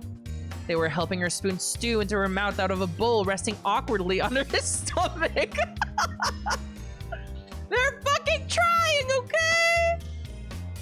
It was a bizarre tableau. Everyone turned to greet me warmly as I shut the door. Everyone except Angela, who was sitting closest to the door nibbling away at a small plate of food. I suppose she was positioned as close to the exit as she could be, no doubt to make one of her dramatic exits as somebody upset her. Ahem. Forgive me, I should not embellish things so— No! No! Speak your truth, Queen! Hello, Hedwig. Welcome! We are celebrating our wounded hero! So I see. How are you feeling, Flora? Can't complain. She was grinning widely. For someone who disliked being around people so much, she certainly seemed to enjoy the attention. She looked like a king on a dais, surrounded by attendants. Oop. Careful! Some of the stew had missed Flora's mouth and landed on her wimple. Moira immediately began wiping at it over her sleeve, which jostled the bowl and threatened to create even more of a mess before Catherine steadied it. Only a few hours had passed without a threat of supervision, and things had descended into total abandon. The Superior bade me tell you all to officially consider today a day of rest. A cheer went up around the room. That's honestly a relief. We've had our hands full helping Flora out. You mean pushing me around? Am I that heavy? I think that barrow weighs more than you do. It's a good thing I didn't break my leg. I frowned at this. I didn't need to defend Charity from her own jokes, but something about it still bothered me. Sit down, Hedwig. Darcy and Margaret prepared us a wonderful luncheon. And since there's nothing else to do today, we can take our time and relax and recuperate. I took a seat and prepared myself a modest plate out of the dishes on offer. Oh, the Superior also asked me to tell you that she's relieved and happy that you are well, Flora. That's nice. Did she tell you anything else, Hedwig? Oh, yes, tell us. I don't think so. What about? Oh, she definitely told her. Everyone, save for Angela, adjusted their chairs to get a better look at me as I ate. I really don't know what you're hoping to hear. Yes, you do. The new oblates. She didn't say anything specific about new people. but she did say that tomorrow would be a busy day. That means yes. That means yes. Oh, how lovely! That'll make this winter much less lonesome. What about we? Chopped liver? No, but you know me, I like making friends. I hope they're closer to my age than you lot. I hope they're closer to my age than you lot. Oh, I don't know. You only have the one extra chair in the cloister. Maybe there's one young and one old one. Oh, how would you know? Well, I wouldn't. Spill. There's nothing to spill. It certainly sounded like you knew something we don't. I know a lot of things you don't. Damn, girl! But I don't know how old either of them are. Either.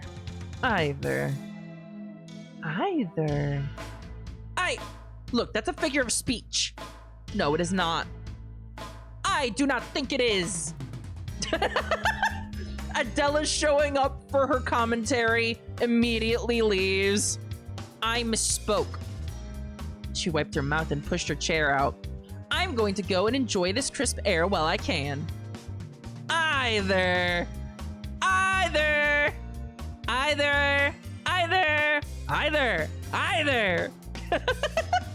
The sisters began to chant the word in unison as Eustace left the room. Oh, I knew I could smell something. Look at your nails. Look how pretty. Beth was painting her nails. Don't ruin them. Make sure you don't touch anything. I cannot say for sure, but I think I saw the flicker of a smirk on Eustace's face as she left. As the door closed, the chanting died down slowly. There were a few giggles mixed in too, here and there. A pair of new oblates. They must think we're about to pop a charity. I just might if they're half as rowdy as this lot. Could you all be a touch quieter? Thank you. No! You are a bit outnumbered, Angela. Don't remind me. She stood up, primed to say something. However, she appeared to think better of it, shook her head, and, well... Look, my observation about her penchant for dramatic exits isn't completely unwarranted.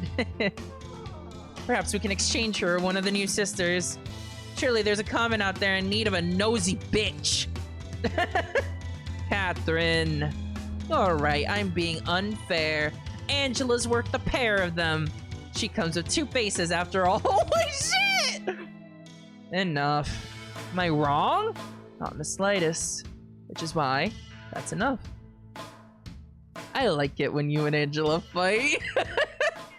Makes me feel like I'm watching a joust or something. I train my hands for war and my fingers for battle. Your mouth too, of course. Come on, hey! What's that mean? What do you mean by that? What do you mean by that? Oh dear, I'm in trouble. She's taking me to the gallows. Farewell, my friends. The louder Catherine spoke, the more the sweet scent of wine I could smell. A day of rest indeed. Can I have your room? Absolutely not! Margaret led her friend out of the room. Is anybody else getting a little tired of their fighting? Angela and Catherine?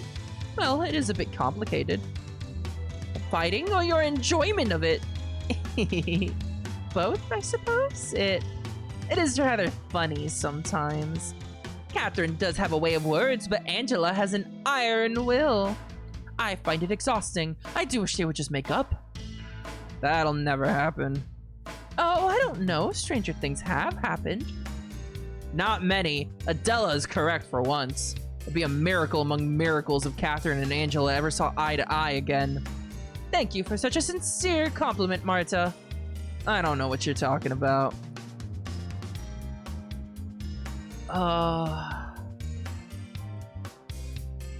Que te folle un pez espada. I'm not sure what that means. I'm Googling that. Que te folle un pez espada.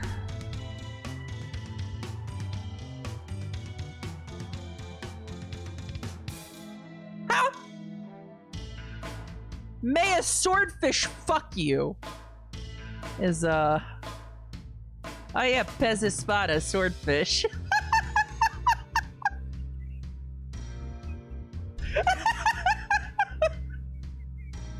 Wow! May a swordfish fuck you! I'm keeping that one. I'm keeping that one. Marta let out a derisive chuckle and waved this apparent insult away with a hand. I am Spanish, Adela. I am well aware. I am glad you worked up the courage to insult me in my own tongue, then. Better than muttering under your breath in whatever godless language you usually curse with. Italian? One more godless than that, even. Malhat. That's the one. Okay, what language is that? Hang on. I'm learning things. Malhat language. Maltese! Malta! She's talking about Malta. Alright. You know, just because I like Catherine and Angela's bickering doesn't mean I want to watch this. You're killing the mood. Agreed. Peace, you two, for God's sake. All's well. I think I've finished my lunch anyway. Charity and Marta stood up to leave, Charity looking somewhat apologetic. Goodness me. I thought we were having a grand time until all of that. That is one of the problems with this place. Everyone defaults to cruelty. There must be some way to reduce the prickliness between you and Marta. I will accept responsibility for my own part in our conflict, but I will not apologize for defending myself. The difference between us is that my insults are a reaction to what she says, but hers are a reaction to who I am. Oh well. I did not wish to bring the mood down so low. I am going to go and work on the sherry since Marta is taking time off. She bowed politely and then took her leave as well. A bit of racism there, I think. At least we all still have the rest of the day to relax and enjoy ourselves. Perhaps a holiday is just what everybody needs. How about you wheel me back up to the dorms? I wouldn't mind a nap. That sounds like a good idea. Do you mind, Hedwig, Darcy? Not at all.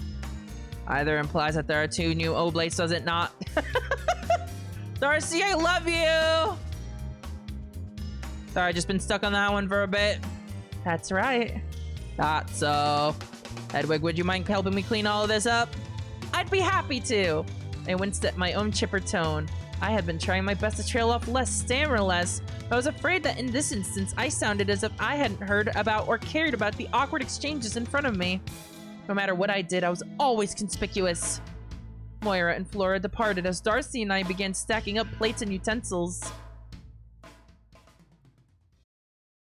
It took us several trips back and forth between the kitchen and rectory to completely clear the table. I tried to suppress an involuntary annoyance that my day off had become a work day after all. I chided myself for this selfishness as I washed plates in a wooden basin Darcy dragged into the kitchen. The vanity of some of the sisters around me must have been rubbing off on me. Thank you very much.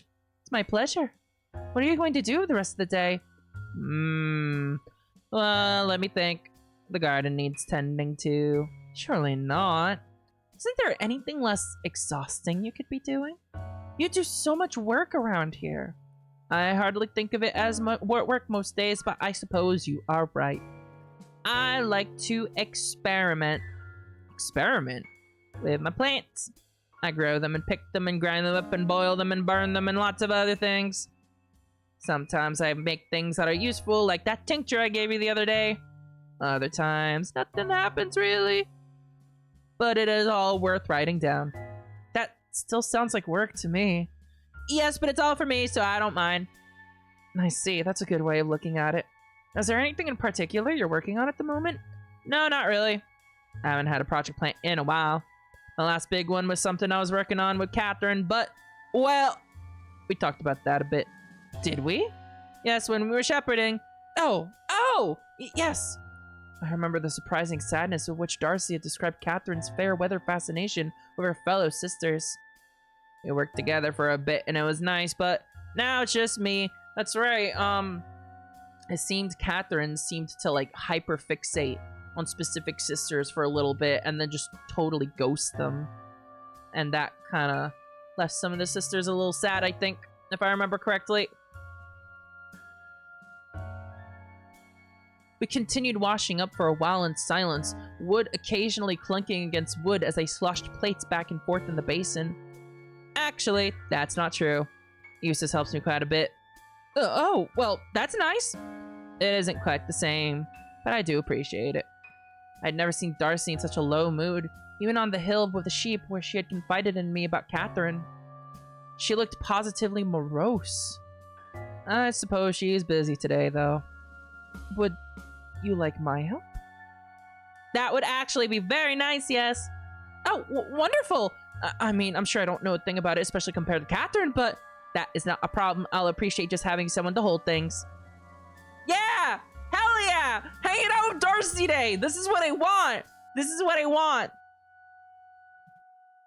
My offer seemed to give her a second burst of energy. I could practically see her accelerating to finish the last few piles of washing up.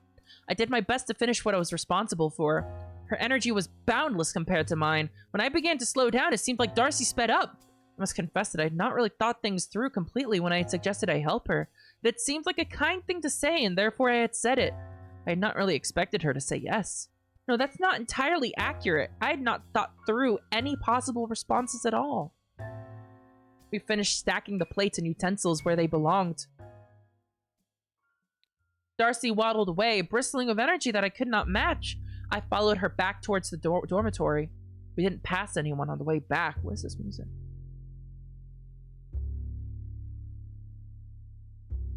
It's kind of freaky. Who pulled out the fucking bass? Goddamn! I suppose everyone's leisure activities were elsewhere. Oh, there we go. Apologies for the mess. Have we ever been in Darcy's room? I don't think we have. Darcy's room was even messier than I had last seen it. Her writing desk had been moved into the center of the room to hold her little cauldron, and a mountainous pile of tiny glass bottles had taken over her bed. I guess we have been. It's no trouble. We will be standing anyway.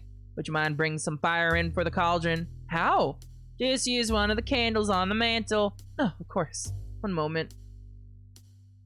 Darcy set to work pawing through the bottle pile as I turned her back to grab a pricket and candle from the mantle outside her room. I like the use of the word pawing. Darcy is furry-coded. I did not love the idea of starting a fire in Darcy's room, no matter how small, but nonetheless, I'd promised to help.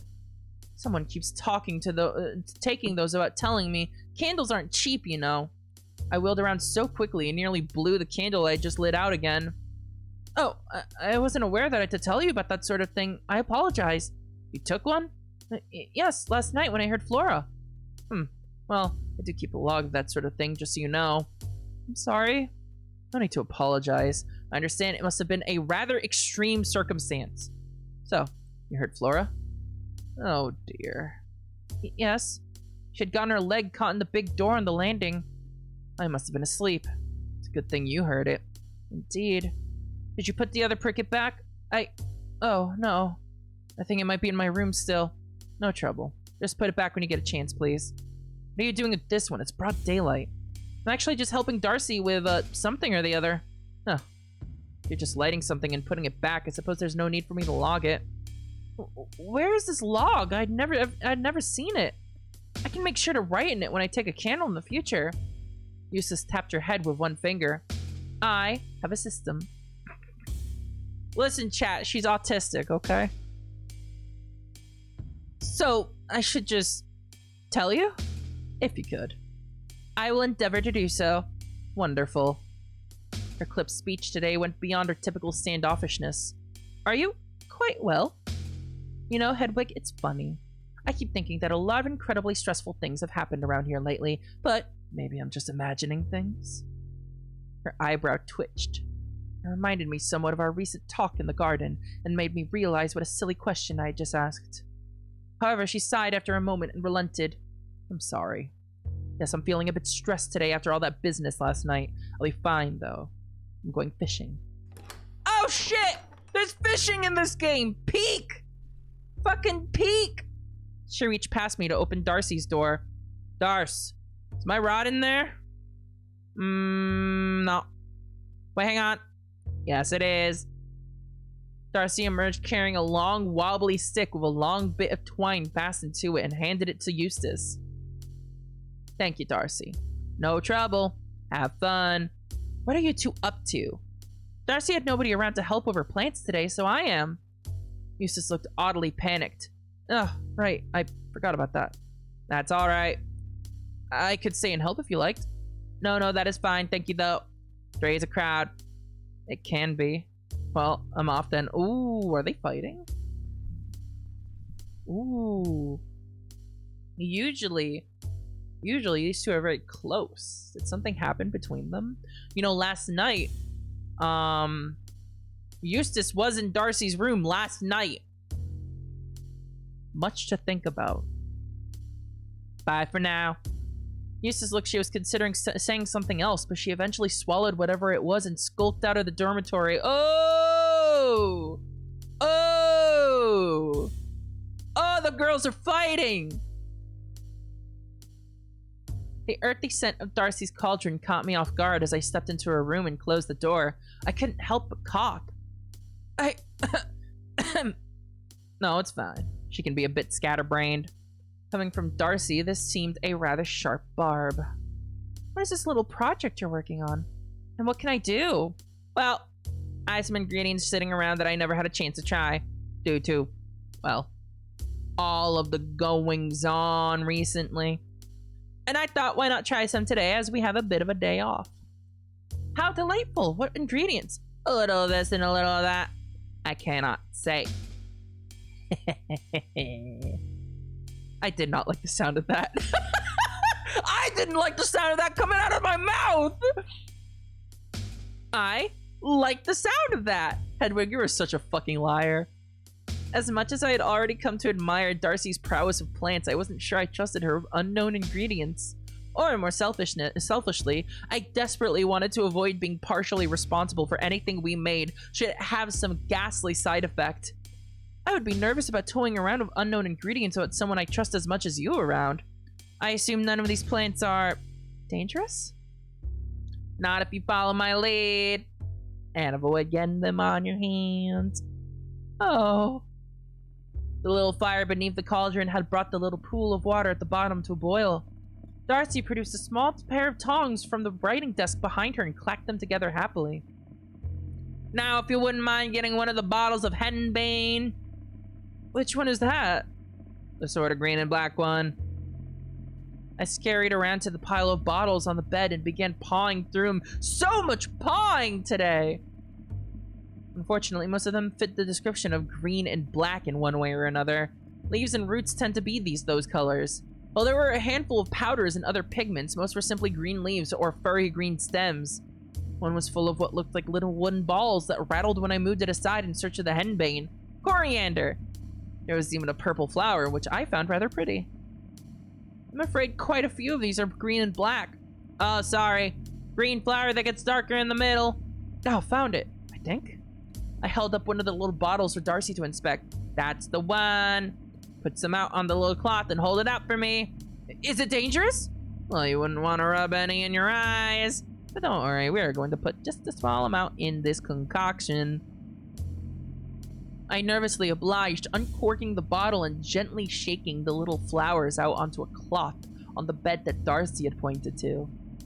She picked one of the little plants up with her tongs. Then, with frankly shocking grace with someone with one free hand, she produced a small stone bowl and utensil out from the desk next to her. We are going to try crushing it and then boiling it with other ingredients. And what will that do? Dunno. My hope is that crushing it will bring the juices out so it'll mix more evenly in the water. Oh, I see. And what will that do?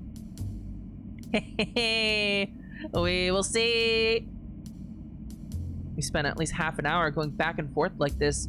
Darcy would call for ingredients that were stashed around her room, and I would have to scramble to find them in time to include them in her clearly spontaneous recipe. I was beginning to suspect that Eustace and Darcy's friendship might be based around having some indecipherable systems of organization. Eventually, Darcy seemed satisfied with what she had concocted. That looks good. It looks thick. Lots of components in this one. What will it do? That's for me to find out.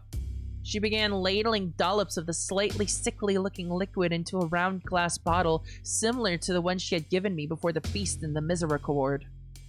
You don't expect me to drink that, do you?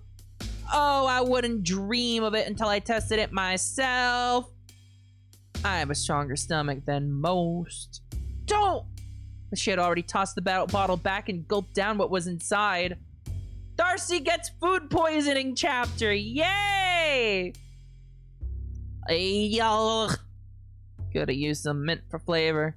Next time. I tucked my cowl down around my ears in panic. What if this slimy drink killed her stone dead and I was left responsible? What if it made her grow wings or another head? I felt like anything was possible at this point. What are you doing? Testing. What am I ought to do? Calm down, please. If you stress me out before I have a vision, that's going to make it really unpleasant. But relax. Just relax. I promise I do this all the time. I might not even do anything. I hoped against hope that this would be the case. Oh, wow. This is the line of the chapter right here. Oh, wow. Oh, woo. Oh, yes, this is definitely going to do something. Is that a good thing? Won't know till I'm out the other side. Just stick close and let me know if I say anything interesting. But Darcy was already off. She wriggled past me and escaped through the doorway, chuckling like a morning bird. Where is she going? Where is she going? The precarious stand that held the cauldron nearly tipped over as she squeezed between me and it. I steadied it as best I could before chasing after her. Darcy, wait! She was already out of the dormitory. I jogged onto the landing, groaning. I really didn't want to do any physical activity today. Oh, I dearly hoped that nobody would be on the landing or in the cloister. Surely, I thought, taking care of Darcy was a simple enough job for everyone else. If I couldn't be trusted to do that, what could I be left alone with? I hissed at her in a loud whisper, walking briskly behind as she flitted into zigzag patterns around the landing. Darcy! Darcy! I'm the Joker, baby! We live in a society. Come back! We need to get you to your room! Why do we always have to go to mass on Sundays? I want to sleep in! Drug that makes you blasphemous! Oh! We go to mass every day! What if I went once a month? Absolutely not! Don't! She had flopped on top of the stone railing already and appeared to be trying to clamber over it. I want to play in the garden. Come down from there, please! I don't need any more broken legs. This was getting too intense for me. If two sisters wound up with broken legs after spending time alone with me, I worried I might end up in the hospitalum cell instead of poor James. She stopped for a moment, straddling the railing and looking quite foolish. Where are we? The second floor landing. I mean, in time. Oh, it's been about an hour and a half since luncheon, I'd say. I'm hungry. Dinner will be, well, not soon, but not far away. I winced, remembering that any dinner would be Darcy's responsibility. The others would be furious with me if she ended up indisposed all day. I want a treat. Darcy! Little a treat! For Darcy! Honestly, Lyra, you should try out voice acting. You're pretty good at it. Really? That's kind of you to say. Thank you. I want a treat. I need a treat. You can go to the kitchens and find something if you like. Maybe I could recruit Moira to cut us up some wedges of bread if we ran into her. I imagine she would be far better controlling Darcy in this state than I was, even if Eustace was the real expert. I don't want to cook anything. Well. I watched uneasily as her weight shifted slowly, ever so slightly, over the edge of the railing away from me. In a flash, I remembered something Margaret had said. The cellar! What about the pantry in the cellar? Salted meat. Yum. What is this creature? What is this creature? With that, she let go of the railing and disappeared over the edge. Darcy! I lunged forward in a feeble attempt to catch her, but I heard the dull wallop of her hitting the ground below before I even made it to the railing. In a panic, I looked over to assess the damage. Please! Why? She wants a treat! She needs a treat! Darcy was lying flat on her back, happy as ever. She stared up into the sky, giggling like a madwoman. That was fun. Can I have some of your son's mandrakes? What the fuck? I don't have a I tried to focus. This charade I could at least follow along with, however humiliating it may be. Is it such a trivial matter to you, taking my husband? Hedwig, what are you talking about? You would take my son's mandrakes as well? I've got a deal for you if that's what's bothering you. Very well, I thought. I had assumed she might continue apace if I played along with her Bible-quoting game, even if she was in a queer state. You know what? I can very easily believe that Darcy is always in a queer state, if you know what I mean. I was relieved that she seemed to be no worse for wear after falling down at least. Stay where you are! I'm coming down to get you! What's wrong with tithing Dylan Mint? I ignored this and scurried back towards the stairs down to the cloister, saying a short prayer in my head that I wouldn't run into any other sisters along the way. Eustace was likely the only woman who could wrangle Darcy when she was in such a state, but I certainly didn't want to be seen mucking it up by anybody else, even if they would have done no better. I sprinted across the cloister path and into the grass, where Darcy still lay flat on the ground with her arms outstretched. Oh, that did hurt a bit. Please nothing broken. Please nothing broken. Can you stand? Firm in the faith, just like you always say, Mom. Oh, well, I'm glad to hear that, but I am not your mother. Oh, how I wished for this ailment to end. This concoction certainly wasn't providing the kind of results her last one had. When I had stumbled into Darcy and Eustace in the garden, her proclamations had been esoteric but pointed and dramatic. Here in front of me now, she seemed full of spirits rather than spirit. An annoying drunkard like Flora had been in the Misericorde. I should get you back to your room. No, the night is young. I glanced up at the sun in the sky. Well, what would you like to do instead? I don't know. Something quiet? Out of the way? I winced as soon as I said this. Even someone in a complete stupor could see through me, surely. Ah, ha, ha. I understand. Sure thing. Whatever you say, boss. Leave it to me to manage to offend someone in a completely altered state of mind, I thought to myself. Darcy propped herself up slowly, grunting along the way. Me back hurts. You had quite a fall. Are you sure you're all right? I'm fine. I landed on my big old bum. Plenty of cushion. She shot away from me with surprising speed. Wait! Follow me. She was running with great haste towards the same hall the Superior's office was in. Oh, no!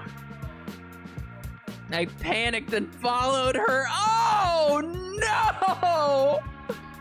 If the Superior happened to step out and see this. Where are you going? Somewhere quiet and out of the way. It became clear that she was making headway to the cellar stairs. I gave chase. Isn't that where Adela is? The cellars certainly were out of the way, but there was a very good chance Marta or any number of the others could be down here, and they'd all see what a bad job I was doing at taking care of poor Darcy. I froze. Oh, the Superior's door opened a crack! It's over. It's Jover. It's so fucking Jover. What's going on out there? Darcy had made it to the threshold of the stairs, just out of what I assumed the Superior's view was. I, however, was smack dab in the middle of the path, mid-sprint. I was visiting the cellars. It's dangerous to run on the stone. Yes, Superior. I would have thought Angela would have drilled that into you by now. I'm a slow learner, I'm afraid. I'm going back to bed. Please try to keep things to a dull roar. Of course, Superior. How many of you are there? There isn't another blasted party forming, is there? Just me? Thank God. I'll see you at dinner, I'm sure. She shut her door with some emphasis. It was just in time, too, as Darcy had begun hopping down the stairs one at a time, stomping with both feet. She wants a treat. She needs a treat. The noises echoed through the entire cellar in waves. If anyone else was down here, our arrival couldn't have been more explicitly announced. Darcy! Please! Follow me, follow me.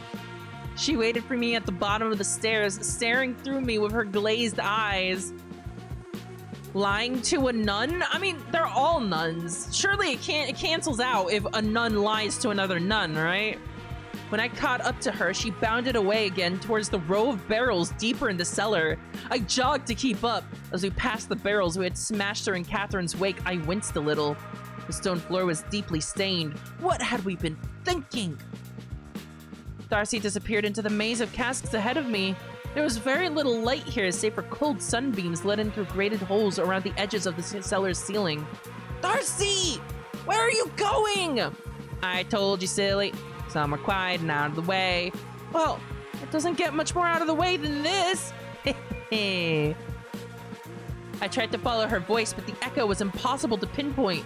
I was reminded of Eustace's bookshelves. The cellar felt impossibly large as I turned corner after corner in search of the irascible Sister Darcy. In truth, we must have been going in circles. Hello, hello. She gave me quite a shock as I rounded one last corner to find her waiting.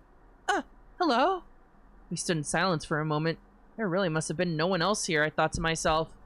All I could hear was the low rumble of the wind outside and the slow creaking of the wooden casks. Well, here we are. Wherever here was. I had no earthly idea why Darcy had decided on a dank corner of the cellars after all of that mad running about. Why do I have a bad feeling? Chat. I got a bad feeling about this chat. Chat room, chatted room. Here we are. Her eyes were still not quite her own, but she looked more determined than I'd ever seen her before. We stood in silence a little longer. I could hear what I assumed must be a rat or some other creature rustling in the walls around us as Darcy and I stood face to face. Was there something you wanted to show me here, perhaps? You could say that. I thought I saw one of the casks move out of the corner of my eye. What do you... Huh? Huh? She leaned forward suddenly, swiftly, and... I don't know, I sort of turned my head to the side instinctively, but not quickly enough. She planted her lips onto mine and grabbed my hands in one swift motion, yanking me towards her with some firmness. Oh! What did I tell you about her being in a queer state? Oh, my goodness. Darcy? I squirmed but could not move back. I felt clammy and embarrassed, but worst of all, one of the casks really was moving. I was feeling too many things at once. I wanted to shove Darcy away and run, but I couldn't leave her behind with whatever monster was about to emerge from the barrel that was opening in front of me. Unfortunately, perhaps it was no monster that emerged from the wooden door that swung open while Darcy had been attempting to kiss me. No. Situation. Uh-oh. Uh-oh. Is shit about to get homophobic? Uh-oh. Far, far worse than that. Oh. Hello? Uh-oh. Gone fishing. Uh-oh. We kissing girls in the 1400, which is historically not a very good time to be kissing girls. Oh, hello, Margaret. Oh, Eustace and I were just exploring each other's mouths, I guess. I noticed. Although, Darcy, I don't want to alarm you, but your eyesight might be going. That isn't Eustace. Wait, hang on. Did she just say Eustace?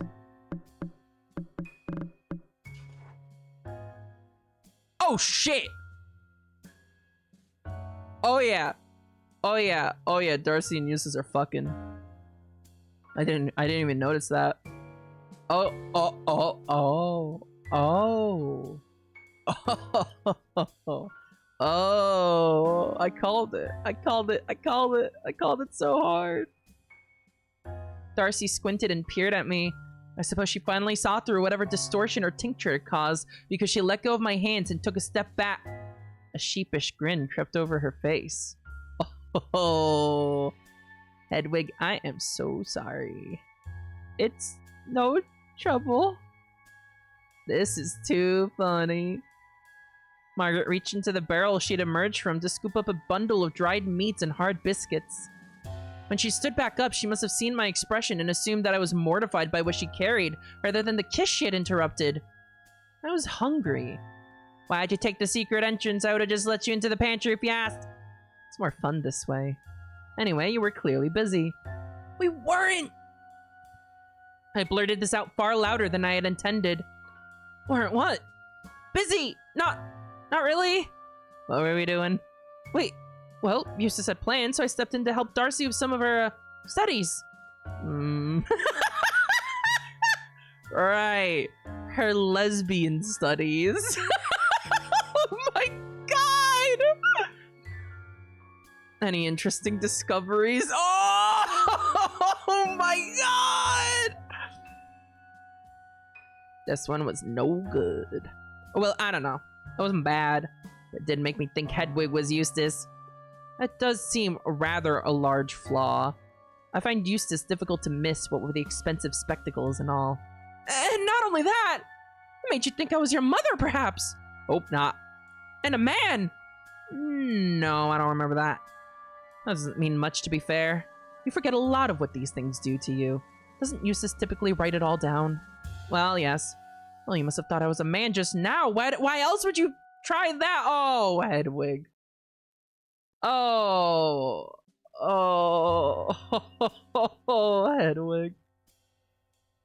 Margaret and Darcy exchanged an infuriatingly knowing glance. It's not even a secret! It's not even a secret! And here I was thinking I was witnessing a cover story unfolding. What? I definitely thought you were Eustace for the past, I don't know, at least 10 minutes. Oh, wow! Wow, you're not even denying it!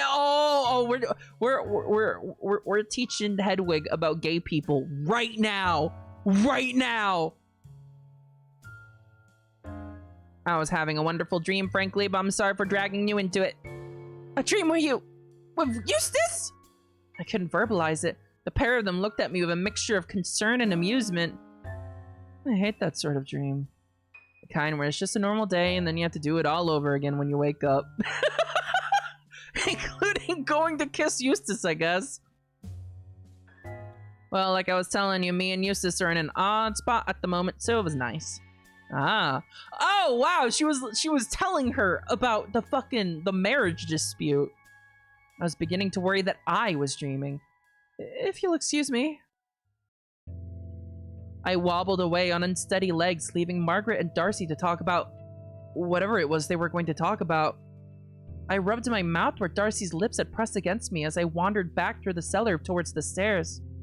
I could still feel the shape of her mouth, could trace the warm oblong shape of it with my finger on my skin. It gave me the shivers, a similar sensation to rubbing a charcoal pencil the wrong way. I wandered through the cloister for a while, eventually wrenching my hand away from my face to try and appear at ease with myself, even though I was beginning to feel slightly ill. Had I exited my cell into the streets of Sodom? Oh no! Oh no! Don't do it, Hedwig! I walked laps around the cloister, fretting all the way. The walls became less and less familiar each time I passed them again. Tears began to well up in my eyelids, although they did not flow freely. They soaked my skin subtly, stinging the corners of my eyes and the little divots by my nostrils. I doubt anyone would have guessed I would have been weeping unless they caught my face in exactly the right light, but when I licked my lips I could taste salt. After countless rotations around the cloister, I took a new turn and broke towards the outer wall, along the path where I had met Catherine some nights ago. Catherine! I sighed and considered all things in perspective. Her sin, I suppose, was at least far beyond Darcy's honest mistake. As honest as one could be under the influence of one of her potions, at any rate. My shock was beginning to give way to simple sourness. I held Darcy in high esteem for her works and visions, but the luster of the latter was beginning to dull. If one vision required 10 bizarre random experiences like the one I had just followed her through, could it really be so holy? Moreover, I was beginning to feel embarrassed by my strong feelings. How could I care about this when I knew that there was a true monster inhabiting the abbey? A real ghost, a real devil! How could we possibly be having a day off? We should have been preparing an exorcism, not running around planting our lips on each other by mistake. Mistake. Goodness gracious. You look terrible. As if you just saw a ghost. I hadn't noticed Eustace walking along the path towards me, still carrying her fishing implements. I snapped to attention so fast that I could see her flinch. Perhaps I have! Steady on, steady on. I was only joking. What's gone into you? Nothing. It's complicated. I suppose it's my turn to be unduly stressed by all that's happened lately. I thought you were heading out to fish. I was going to, but I thought perhaps I should come back. Something felt wrong about leaving when I did. It looks like I may have been right. Perhaps. What are you up to? Oh, I don't know. I was looking after Darcy, but that's no longer necessary, thank goodness. I was just taking a walk to settle down. She can be a handful. How is she? She seems well. Occupied. I would guess so, yes. Margaret wanted to talk to her about something. Ah, I see. I suppose I have time to fish after all, then. Would you like to come along? I don't know the first thing about fishing. It mostly involves sitting still. I suppose I could do that, yes. That is a thing that an anchoress would probably be very good at, yes. Selfishly, I imagined that spending some time away from the Abbey itself might put me in ever so slightly less danger. There was no real logic to it, of course, but I held a spurious connection in mind between the demon and the walls of the Abbey itself. Wonderful. God, I don't even know what to think! The walk to Eustace's fishing spot wasn't too long, but it did take us away from the road onto a barely beaten trail into the woods. I just hope this isn't the kind of thing that the Mother Superior learns about, or Angela learns about. Like, they'd be the types to, like, do some fucking crazy shit about it, I think. The path sloped downward and was occasionally interrupted by fallen branches and logs that required some effort to maneuver over or around. We did not speak for a while. I welcomed the silence, truth be told. It allowed me to absorb the sounds of the forest. I realized halfway into the journey that I was hearing more new sounds in rapid succession than I'd ever before in my life. There are only so many sounds than stone walls. Here in the forest there were creaks, cracks, thuds, groans, and sharp birdsong. It was somewhat overwhelming. Also, the loop was a little improper. As I hopped over a fallen log blocking the way behind Eustace, I experienced an odd sensation. My hands digging into the bark as I adjusted my weight to swing my leg awkwardly over to the other side felt as if they could feel more. I cannot think of a better way to describe it. I know it sounds rather ridiculous. But hearing all of the sounds of the mysterious outdoors, running the rough texture of wood under my fingers, fabric bunching up between my legs as I shifted my weight. It was too much for my soul to bear at once. I felt my eyes flicker upward, and I felt so dizzy that my dismount from the log nearly ended with me face down in the dirt. Are you all right back there? Yes, I don't know. I went a bit funny there for a moment. You look a little off balance. You need to eat something? Goodness, no. Luncheon was more than enough for me earlier. I think I'm just having a lot of thoughts about being, you know, outside. We've been outside a few times now. The woods are a new place. There's a lot of noise and lots of new things. I just got distracted. That makes sense. She turned to continue down the trail, but kept talking as she forged ahead. You had me worried there. Reminded me of Charity a bit. Oh? I shouldn't divulge, it's not my business, but she's got a condition. Oh no, does Moira know? Yes, it doesn't really matter though. There's not much that can be done about it. I've never noticed anything amiss with Charity. You haven't heard her going out to use the latrine 4 times a night? I suppose I'm a sound sleeper. Well, I'm wondering what she's referring to. I could hear a new sound as we continued onward, like my old faucet but somehow wider, deeper, like the ocean but calmer, lighter. Here we are. We'd emerged from the tree line onto a grassy embankment. The knee of a modest stream bent in front of us. Eustace put her bucket down and immediately set to work erecting a contraption out of the pole and stick she was carrying. Does Charity have IBS? That's my best guess. It could be she is diabetic. Considering how Eustace mentioned that in response to Hedwig zoning out a bit there, and like getting all dizzy, I think diabetic might be a good interpretation. Also, I'm gonna drink a little water.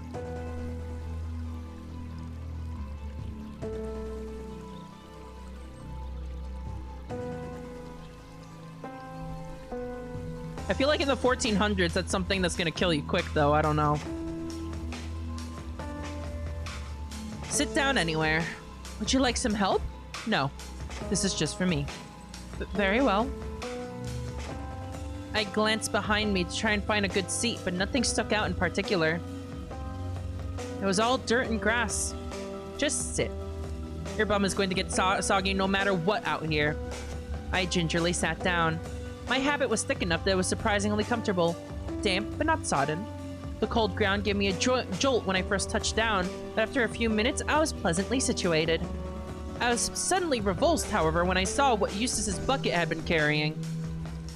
Yes! Live bait! Ugh! What? They're just worms. Whatever for? She reached into the bucket as if it were nothing and swiftly plucked one worm out from the horrid tangle. Bait. She expertly speared the creature onto the sharp hook dangling from her fishing pole. My reactions were all over the place today. I despised looking at the pulsating creatures, but I did not want to see it harmed either. Poor thing! Just wait until you see what I have to do to the fish if I catch one. I squirmed in the dirt. I thought this was meant to be relaxing. It is, deeply. Is this not cruel? I don't think so. You're killing something! 2 things even! Hedwig, where do you think your fucking food comes from? You're not vegetarian, Hedwig! How many talks do we have to give you today? Fish and worms. Are you concerned for their souls? You know as well as I do that they don't have souls. Well then, time to relax. She threw the hook and line into the center of the stream, then joined me on the ground. You'll soon see. It isn't even about the fish, really. That does not put me at ease. Shh, to scare them away. I held my tongue and tried to enjoy our surroundings instead. Hey, I wonder why it's called the Eustace's Secret, you know? You notice that up there, chat? I leaned back on my hands and looked up into the tree canopy. The sky was a bright white gray. It was surprisingly hard to look at for too long. I'm glad Flora is well. Oh, I'm glad Flora is well. Wrong voice. Yes, it was quite an ordeal. What happened? Well, I heard a loud noise in the middle of the night. When I went to investigate, I found that it was coming from my old cell. And there she was, sure enough. Being chased. I had no reason to lie to Eustace at this point. Unlike the others, she had already correctly assessed what I was up to. After our explosive argument in the garden, the true story would be difficult for Eustace to argue against. I knew she could not have been the ghost. In a sense, she was the only person I could trust with these details. That's funny, after the fucking, like, shitty prank that she pulled on Hedwig last volume. Eustace seemed to know this. Her expression was measured, and she stared at the hook bobbing in the stream rather than turn to speak to me directly. And what was chasing her? A monstrous creature. The same one that I saw wielding that burning blade. It was huge and full of fire. It smelled of brimstone and sulfur. I knew it couldn't have been you. Eustace rubbed her sleeve against her nose. Brimstone is rather hard to get out of cloth. Please don't choke. So you were menaced by a devil of some sort. Yet here you are. Don't you find that a little odd? Well, you must be strong. I heard demons are quite dangerous. I think Flora and I were just lucky. If this monster is real and wanted you dead, I think it would have killed you. Perhaps it didn't want to kill us? Perhaps. Perhaps it wanted to possess you. I tensed up. My fingers dug into the dirt involuntarily. That did not happen. That's what someone possessed by a demon would say. Eustace, what is your fucking angle here? She slowly turned her head back towards me, her expression solemn. As her eyes locked, I felt panic flushing through me. I needed her to believe that I had seen what I had seen, but not like this. Only joking. Oh. So you saw a giant thing chasing Flora. Her leg gets caught in the door, and it just lets both of you go. Is that right? Yes, and I encountered it again in the back courtyard. You escaped it again? You were lucky. It wasn't so much an escape. It just stood there. And then I turned around and ran. I'm erring toward not believing a word of this again, just so you know. It is the truth. Lyra will tell you the very same. Only, don't ask her. I'm sworn to secrecy. I'm not sure how good her word is either, truth be told. She sighed and looked out at the fishing lure bobbing in the water once more. It would just be simpler if you would admit you were horseplaying on the wall and she fell or something of the sort. Well, that wouldn't be true. Forgive me, but it is all a bit difficult to swallow. How do you think I feel? I think it's easier for you to believe than it is for me. Of course it is. I saw it. That's not what I mean. Never mind. No, go on. You spent your whole life up until now in a little cell, reading books filled with demons, miracles, etc. That makes me more reliable, surely.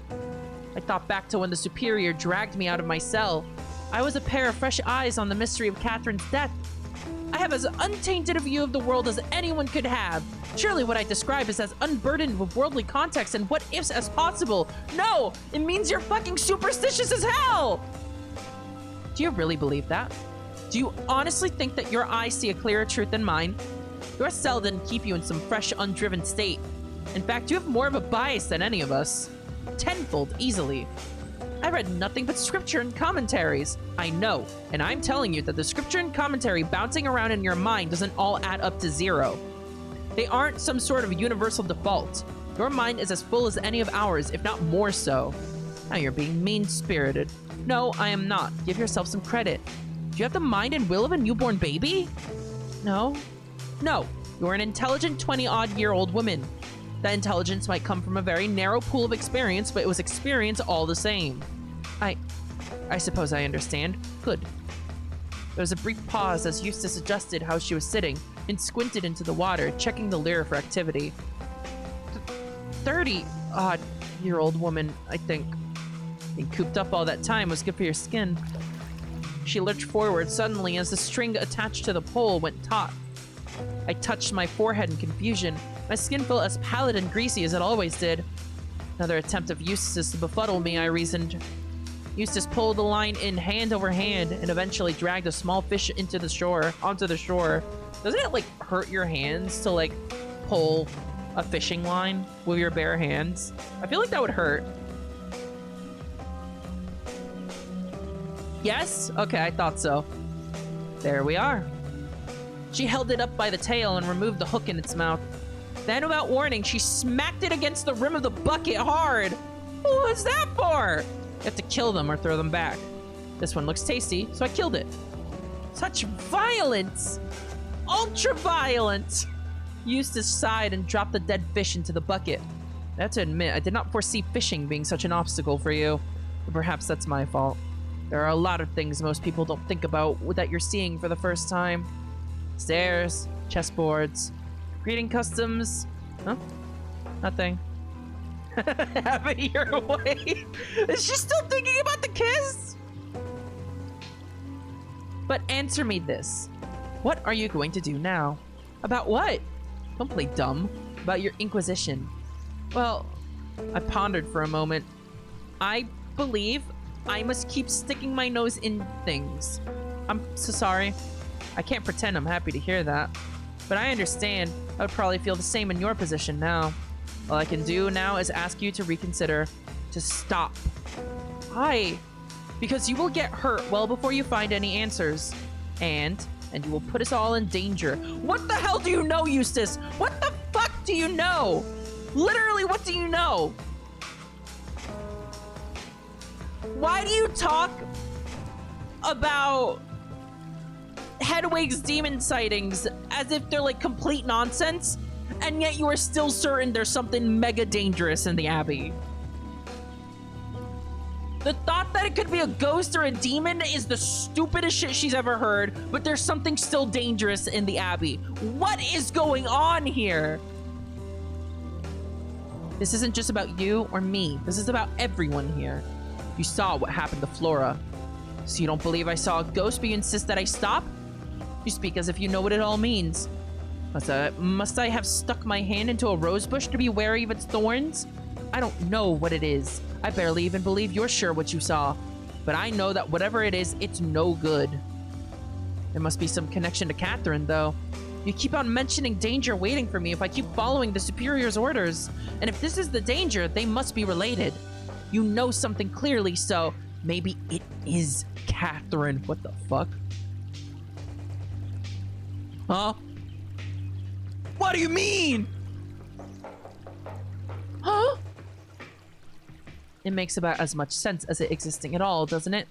Say I believe you wholeheartedly that what you saw is real and that you and Flora were chased by a vengeful demon.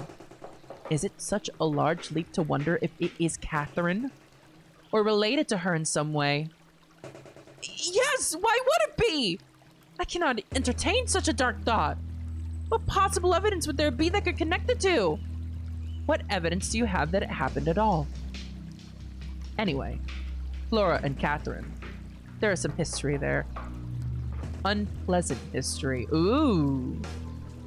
I went cold as I recalled the story I'd heard about Flora being locked inside a trunk by Catherine. That's right! One of the hazing pranks spoken about in irritated whispers by the Superior had been my assumption. I was vaguely aware of that, actually. So, there you go.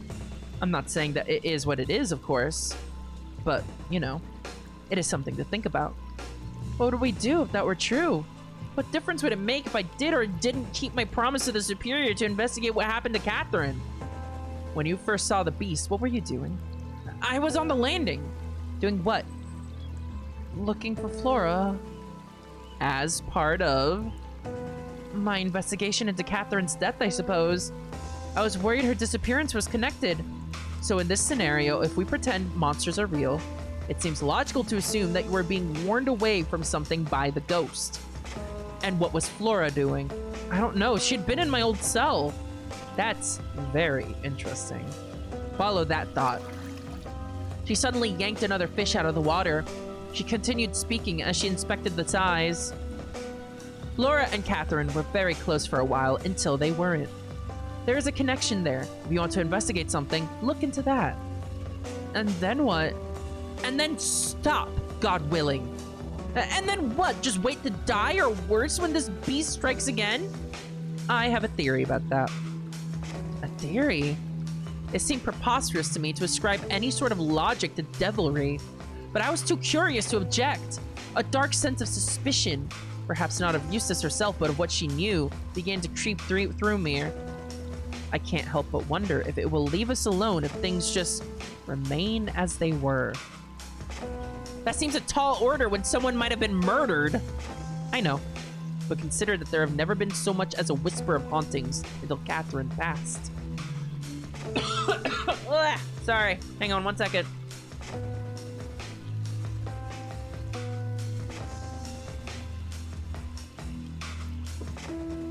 I'm sure you can imagine how speaking for 3 hours straight might be a little hell on my throat. That's why I have a lot of water. That isn't true, is it? Darcy makes it sound like this place has always been a little odd, for one. I mean, Darcy, no disrespect, but you cannot always take her at her word. Anyway, Catherine is gone, and you keep seeing this monster. And now Flora has as well, if I entertain your story. I suspect she might have been poking around after Catherine's death as well, which is why it attacked her and you both. You really think it could be her? I honestly think I should feel offended at the very idea. Eustace shrugged. Perhaps it's her. Perhaps it's simply related to her passing. I'm not too concerned with the actual mechanics of it, to be perfectly honest. I would prefer to stay well away. I've just observed a pattern, and that's enough for me not to want to go chasing threads related to Catherine's death. It should be enough for you as well. Like I told you before, I am looking out for you, you know. I'm looking out for all of us. I stared into the ripples of the stream, considering Eustace's words. It was infuriatingly rather sound reasoning. Nobody seemed to recognize the ghost I described on that first night I witnessed it. They concluded it was a prank immediately. Nobody claimed to recognize the creature.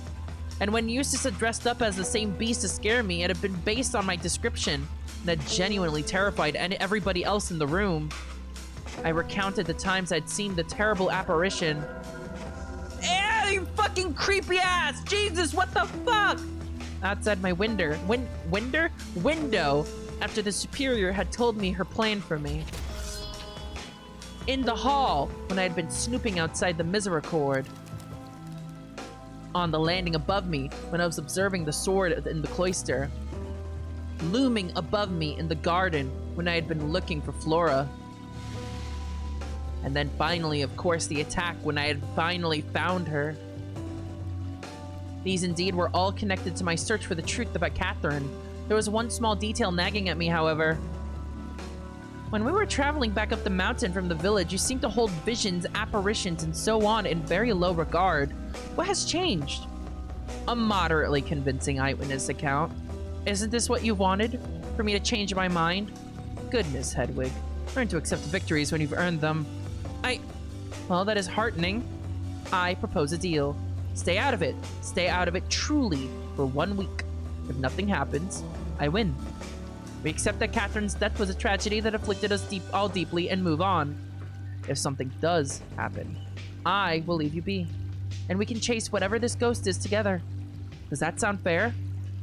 I was beginning to lose track of the amount of pacts I'd entered. I felt a deep unease, but I just couldn't imagine refusing Eustace in this instance. Especially, a dark voice hissed inside my head whispered, when we were alone in the woods. That sense of suspicion had not been abated by this proposal, and I started to wonder just how much Eustace knew that she was not telling me. A raindrop fell on her hand, just as she extended it out to touch my shoulder. That's fucking ominous. Remember, I am trying to help you, and I will, no matter which way things break. Ah, it's so ominous! Very well, then. My stomach churned. I had no intention of honoring such an idea. Perhaps I should have. The fucking... Love thyself. The mystery! The mystery is ramping up, chat! I'm gonna lose it! The walk back to the Abbey was far less peaceful. The sounds of the forest had not changed, but the turmoil inside me was far louder than any wind, bird, or crackling twig.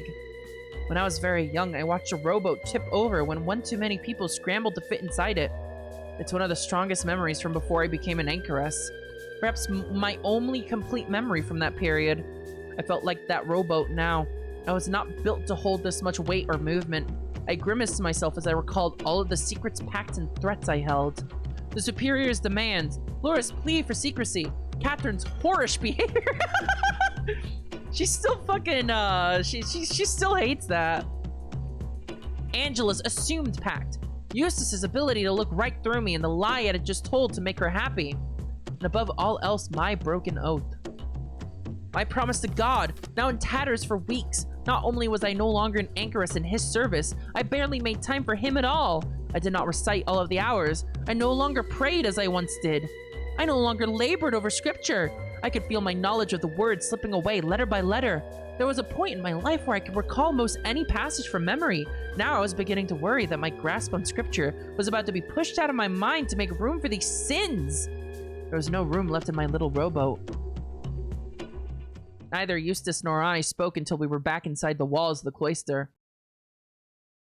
Thanks for coming. I hope the fishing experience wasn't too traumatic for you. It was certainly full of surprises. I suspect you won't be so conflicted when it comes time to eat these. We can fry them up later if you like. Supper's already planned, surely. You never had a midnight snack. I'll come collect you later when it's time. That sounds lovely. I wasn't completely sure what was so exciting about eating fish on a different day than was usual, but I was more occupied by Eustace's sudden friendliness. It felt fairly obvious to me that Eustace wanted to keep an eye on me after my promise. I couldn't go snooping around the Abbey late at night if I was busy supping with her. Clever. I was about to turn and leave when she spoke up once more. Darcy went back to the dorms, probably, yes? I must assume so. I last saw her with Margaret in the cellars, but she was rather worn out after drinking that tincture. Right, thank you. Fish tonight. Don't forget. I won't. She nodded and scurried off towards the cloister. I'm not proud to admit that my immediate thought after she left was to break my promise to her. She's gonna go make up with her girlfriend. She's going off to make up with her girlfriend. But I felt that it was an unreasonable promise to demand of me. And that moment seemed like the perfect time to investigate what exactly Flora had been doing in my cell.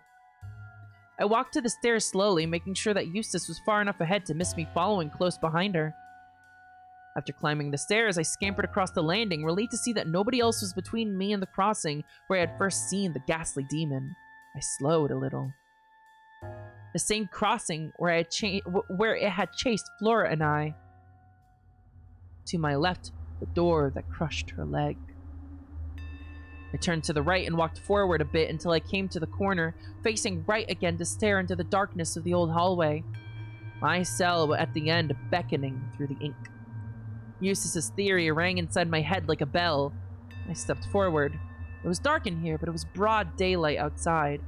If Eustace could find confidence in spurious connections, so could I. No devil would chase me into the sunlight. I felt very brave for the first few steps, but halfway through the corridor, I began to second-guess myself. Still, I pushed ahead. God, the atmosphere in this story is so crazy. I had to know. What had Flora seen? I could simply ask her, but after talking to Eustace, I was beginning to suspect Flora might not be completely forthcoming. I arrived at the door to my cell, my heart beating out of my chest. I was shaking now, still full of courage, but for how much longer I could stand being here alone was anyone's guess. I hastily reached out to open the door only to discover... Oh, hell! I swore under my breath and then felt ashamed. The door was locked. I tried the handle again, but it did not budge. That was very odd indeed. How had Flora gotten in, then? I backed away from the door for a moment to consider. The darkness made me shiver. Had somebody come to lock it after the fact? That seemed the most plausible explanation, only I could not imagine any reason why. Because they're sus as fuck, that's why! I would need to ask the superior for the key if I were to investigate this any further. I exhaled, then briskly walked back towards the light in the landing. As I emerged from the bend in the long hall to the dorms came into view, I slowed to a more normal pace. Nobody was there, thank goodness. I jogged lightly to the stairs and took them down faster than ever before, nearly tripping as I turned on the landing to see... Sister Hedwig, where are you in such a hurry? Oh, I was actually on my way to see the superior. I would not suggest doing so at this time. I was just at her door and received a strong telling off. Oh dear. I think she is busy, or perhaps she is brooding. I think this Flora incident upset her a great deal. It was very upsetting, although she did seem relieved last night, Jubilee and so on. That is true, but I would not be surprised if she changed her mind or found something else to be upset about. Does that happen often? Adela threw her head back and let out a sharp cackle. Aside from you, I am the newest oblate here, and even I have seen this many times. Our superior is very gracious until she is not. That is good to know. How are you making the most of your day off? Oh, this and that. I actually just went fishing with Eustace. Really? Wow! I have been wanting her to take me for ages. Is that so? Do not worry, I am not jealous. I think that when I last asked her, she was busy courting Darcy. Whoa! Wow, we are just open with this. We're all just open with this. Courting? Forgive me for making salacious jokes. You understand what I mean, though. Of course. I had no idea. What's a gay people? What's a gay... I don't know what a gay people is. Did she win? Win? It appears I'm speaking out of turn. I just assumed that was what you meant by fishing. Huh? Well... Is fishing a euphemism for fucking? What the fuck, man? What's going on? Oh, Hedwig went on a fishing trip with Eustace. Adela jolted as Margaret emerged behind her. I had my money on Moira until earlier, but then I assumed Darcy had won. What are they talking talking about? Had everyone decided to start speaking a different language while I was visiting my old cell? Wait, was she just saying that she was fucking shipping Moira with Hedwig? Because if so, based, by the way, if so, based. Let us avoid being rude. Hedwig is clearly confused. Not that confused, I imagine. She offered me a wink, but I was still baffled. Utterly confused, I'm afraid. Margaret's cheeky grin faded a little, and Adela tugged her sleeve. We should go. We were off to enjoy some chess in the library. Yes, that's right. You could join us later on, Sister Hedwig. Give us a moment or two, though, obviously. She was on her way to talk to the superior. Oh, good. I mean, I hope you aren't in trouble or anything like that. Not that I'm aware of. None of us are in any sort of trouble. We are all upstanding daughters of the Lord. Oh my god! Holy shit! Upstanding daughters of the Lord. None of us are fucking gay.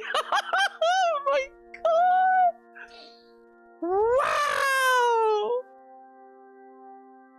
Both of them started snickering as they carried on up the stairs without me. What on earth was all that about? I'd been left thoroughly baffled by their behavior. A pair of giggling children, that's what they seemed to me, speaking in some bizarre made-up language designed to annoy me. I felt positively steamed by the time I made it to the superior's door. Who did those girls think they were? I knocked with some trepidation, hoping that I wouldn't end up on the receiving end of the superior's bad mood. The knock remained unanswered just long enough for me to raise my hand to knock once again. However, as soon as I did, I heard the faintest rumble of movement through the thick wooden door. Who calls? Sister Hedwig. Once again. Come in, then. The superior was still in her nightclothes and looked even more haggard. The lines of her face looked deeper than usual, and there were dark circles under her eyes that reminded me of Darcy's puffy lids. It was stuffier than usual in her office, and it smelled rather stale. I took a seat in front of the grand desk while she tottered over to the window to open it a crack before sitting down to address me. What is it you need, Hedwig? I just need the key to my old cell. I think there might be a clue in there as to what happened to Sister Flora. The cell? But... She looked confused, as if searching for words. I wondered if this is what it felt like others to talk to me. I apologize, I'm still not fully awake. What was it you needed again? I tried the cell door not long ago and it was locked. If I could just have the key, I might be able to piece together what happened to poor Sister Flora.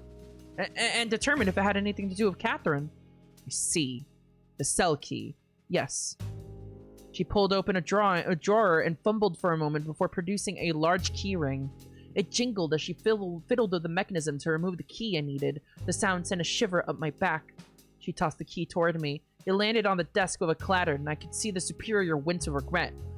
Thank you. What do you think you're going to find? I'm not sure, but I know she was there before I found her. She came running out of that hall when you saw a ghost. Even in her addled state, she was able to lace those words in venom. So you're still unwilling to tell the truth? I am being as truthful as it can be. I can only tell you what I saw. However ridiculous it might seem. You can't be honest with me, at least be honest with yourself. You realize how ridiculous this story is, surely. It really does sound absurd, but I can only describe what I saw with my own eyes. I've been thinking about that.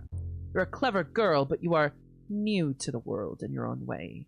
Must you take your eyes at their word, or, their vision? You understand my meaning. What else could it have been? The superior opened a lower drawer and produced the same wine bottle she had offered me a drink from in one of our previous meetings.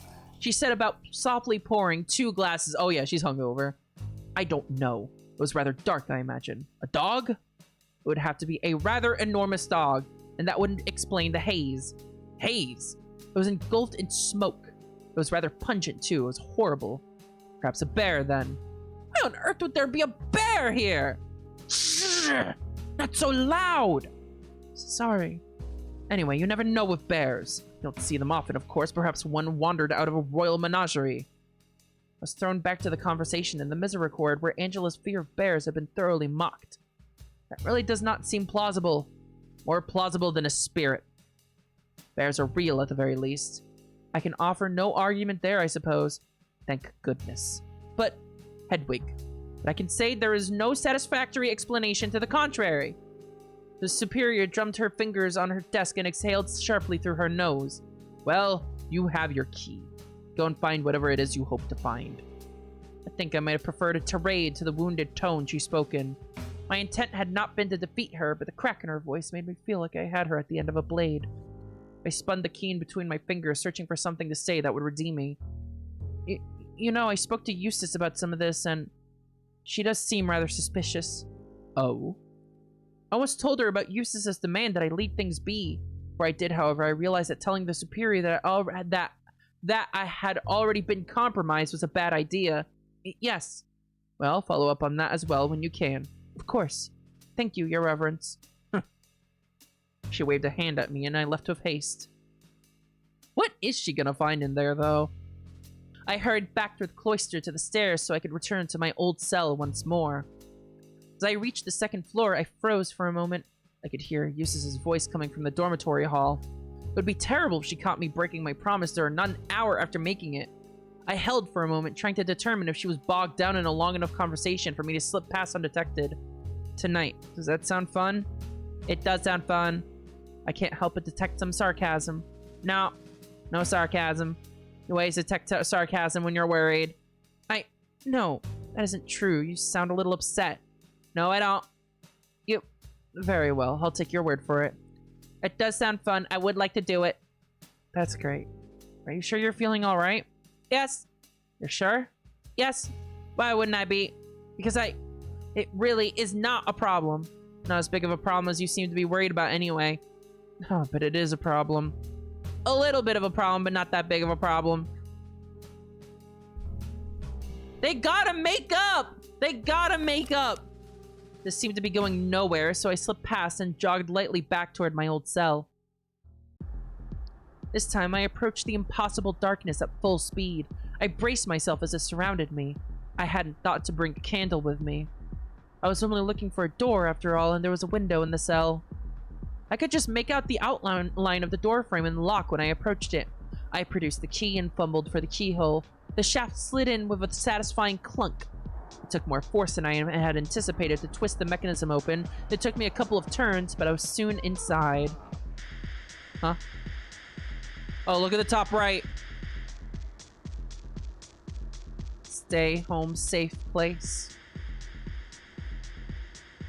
My old cell. I had come back here once before, not long ago, but I had been accompanied by the superior then, and while it had been emotionally overwhelming, it was nothing compared to what I felt now. I was standing alone where I had been meant to stand alone for my whole life. What had I been looking for again? I shut the door behind me. It was pitch black in here, but I scarcely needed to see. So familiar a space this was. I felt strangely invigorated. I paced across the room to open the cell window. Light cascaded across the floor. Oh, how I had missed this place. What had I been looking for again? I sat on the edge of my old bed and stared at the patterns in the stone beneath me. Some strange feeling was running up and down my body, all across my skin. I could feel everything in vivid detail. Threads of the bed covering on which I sat. Crumbs between my fingers. Air moving in and out of my nose and over my lips as I breathed. Fabric against my skin. My left leg began to bounce up and down out of sheer nervous energy. The patterns in the floor were so inviting. What had I been looking for again? I was restless. I left the bed and fell to my knees on the floor, spreading my hands across the cool flagstone. It felt good. I laid down and pressed my cheek against the stone. That, too, felt good, but it was not enough. What had I been looking for again? Hastily, I stood up and practically yanked my robe off over my head. I stripped bare, kicking off my leggings and underclothes and tossing everything into an unkempt ball in the corner of the room. I laid down again, and this time I felt satisfied. The cold, gray stone felt so right against my skin. I could feel my whole shape, if that makes any sense in the slightest. The tingling sensation where body met stone created a map of myself in my mind. There was my shoulder. There was my knee. There was each side of my face as I rolled it back and forth across the floor. There were my fingertips as they slid across the tiles. There was my mound, unceremoniously caught on a slightly raised piece of stone, the hairs brushing against. What had I been looking for again? Then I heard something. I'd never moved so quickly in my whole life. Not even on the night where I'd sprinted between the hospitalum and the abbey had I moved with such swiftness. It was a miracle that I heard anything at all. It was just in time, one light footstep approaching the heavy door, echoing just enough to warn me. I scooped up my discarded clothes and launched myself under my old bed in one undignified motion. My elbow caught against it as I slid beneath. Thank God the sound was masked by the door creaking. I resisted my need to yelp in pain, biting my lower lip so hard I could taste blood. Who's here? Someone entered the cell. I could see the hem of their robe and their shoes, but little else. I'd pressed myself as far back against the wall as I possibly could. I was lucky that the only things I used to store under here were the bedpan and brush. My heart stopped as I remembered the open window. Thankfully, when the intruder noticed, she simply sighed irritably and made to close it. A moment later, I heard a thump on the bed above me. Was she sitting? No. More footsteps. The door closed. Uh-oh. And that was that. I remained huddled under the bed for a few minutes, breathing heavily. That had been one of my closest brushes with discovery, yet I could scarcely bear to think about it. Not only would I have been exposed as a snoop and a spy, I would have been cast as some sort of pervert. What I had been doing? What had I been looking for again? I pondered these embarrassing questions as I gingerly pulled myself out from underneath the bed, certain now that the intruder had left. I scanned the dark room once more, clearer-headed than I had been when I entered. The shelves were all the same as I had left them. The desk was as I had left it as well. Who was that? If my mysterious visitor hadn't entered to deposit something on the bed, this would have been an utterly fruitless endeavor. There was nothing in here that stood out as an obvious reason for Flora to have hidden here. I furrowed my brow. It was hard to believe this was worth breaking my promise to Eustace.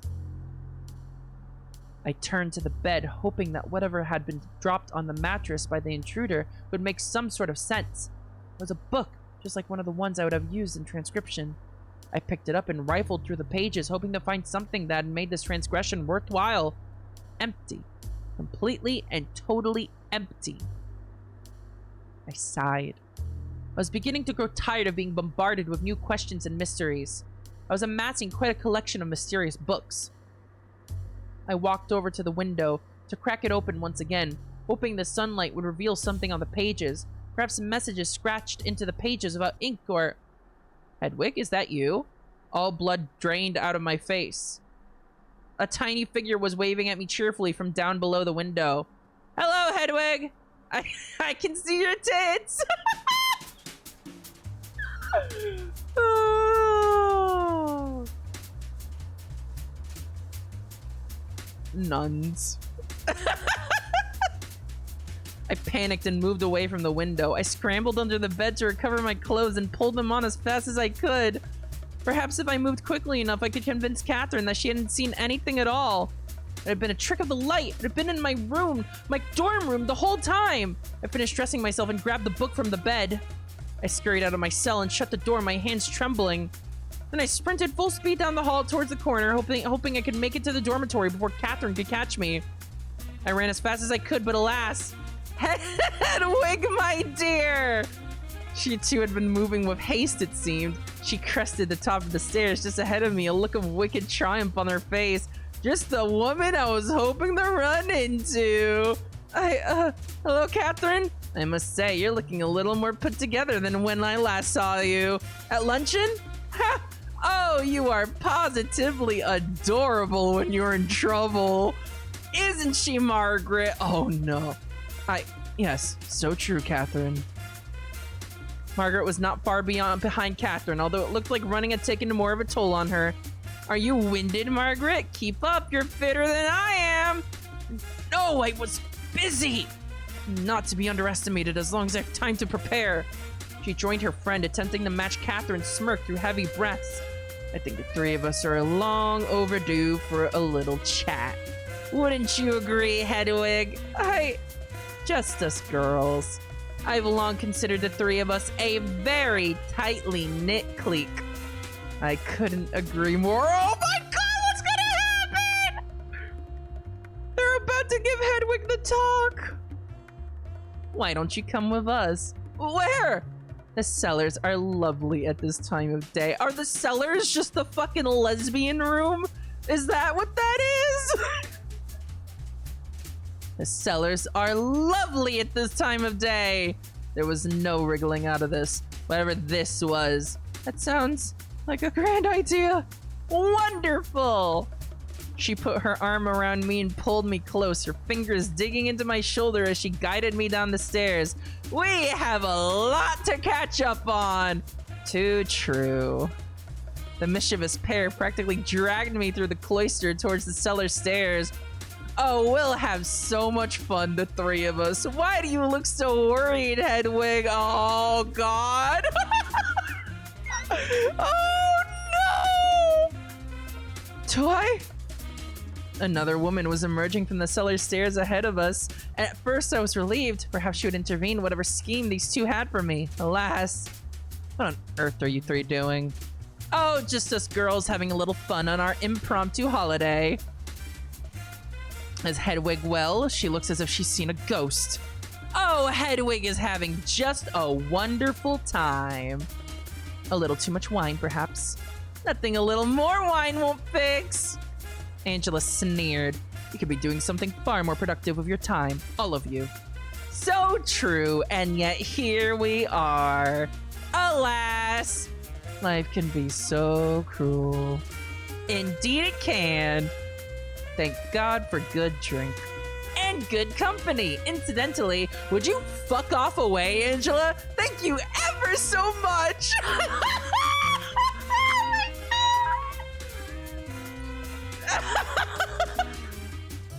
Oh my God.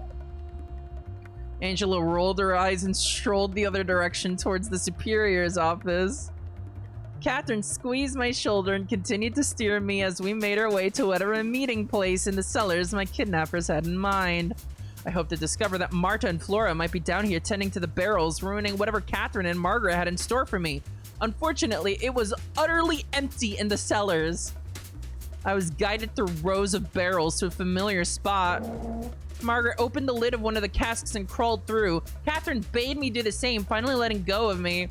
It was a slightly awkward squeeze, but I soon emerged into a small pantry. It smelled quite pleasant. Salted meats and dried fruits lined the shelves, and strings of sausage and herbs dangled from string around the ceiling. Margaret seemed quite at home here. Catherine followed behind me, and after leaning back into the makeshift tunnel to close the false cask lid, she lit a candle resting on a makeshift cask table in the center of the small room. Under any other circumstances, it would have felt quite cozy, but the dark grins on my captors' faces kept me uneasy. Catherine opted to stand rather than lean. She loomed over me, looking quite pleased with herself. So, Hedwig, my dear, who were you boffing? Huh?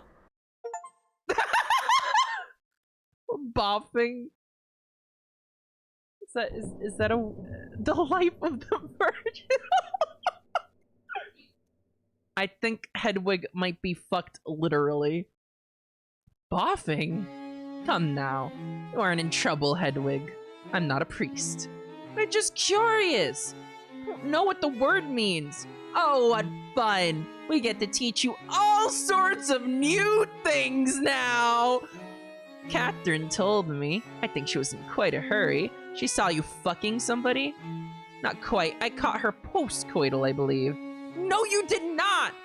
Hedwig, you simply must relax. There really is nothing to be afraid of. We don't dream of using this information against you.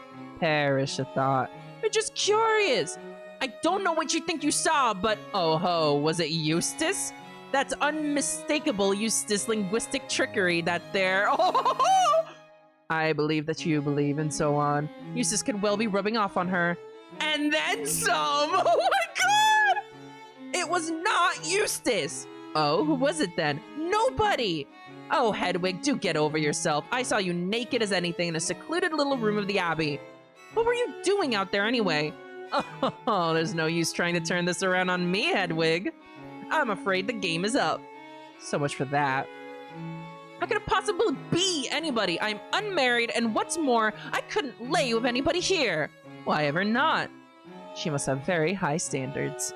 How would it work exactly? Nobody here's a man! Catherine and Margaret looked at each other for a moment, then burst out laughing. It's time! It's time that Hedwig learns about gay people. Hedwig! Darling! Why would that matter?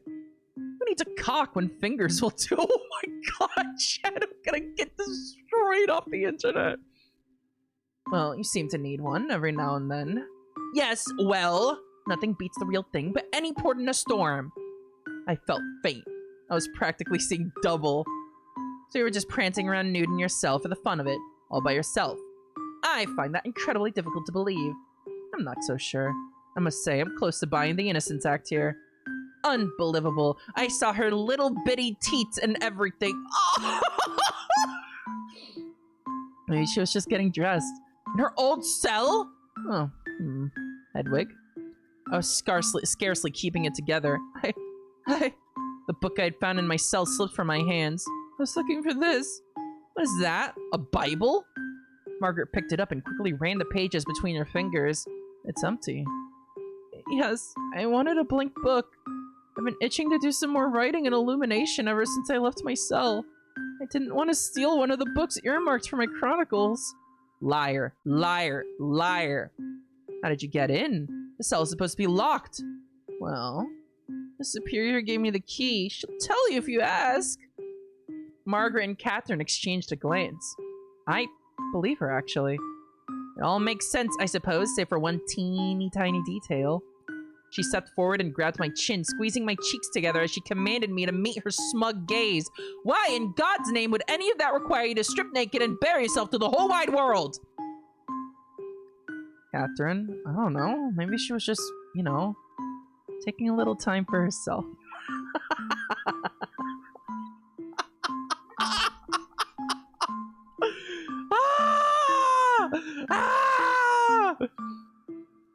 She could do that in her own room. Perhaps she just needed a change of scenery.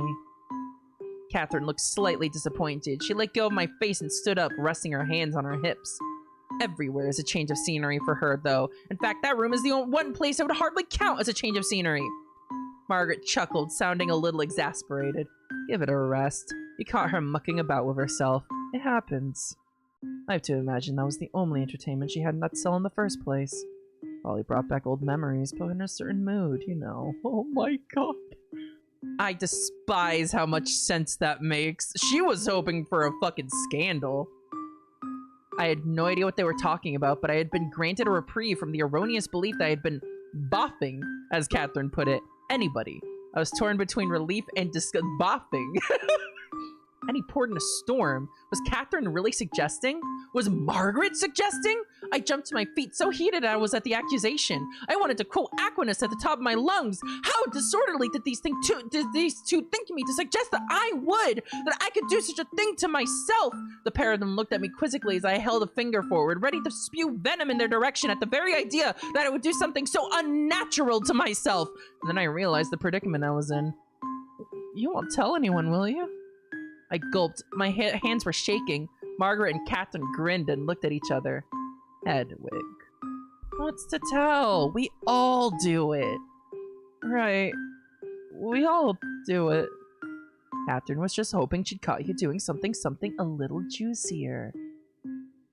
You make it sound so sinister. I was only curious. Of course. The game goes on, it would seem. So it would.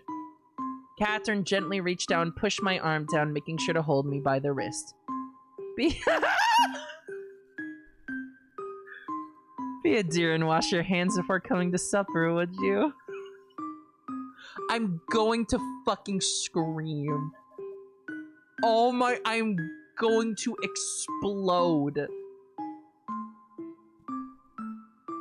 Well, of course, but... Catherine smirked. Well then, that's the end of that, I suppose. Let's go for a walk in the garden, Margaret. That sounds pleasant. Perhaps we can find someone else to bother. Margaret made for the cask cum tunnel. Did they really have to word it like that? The cask cum tunnel? Was that wording really necessary? I think the author was snickering to themselves a little bit there.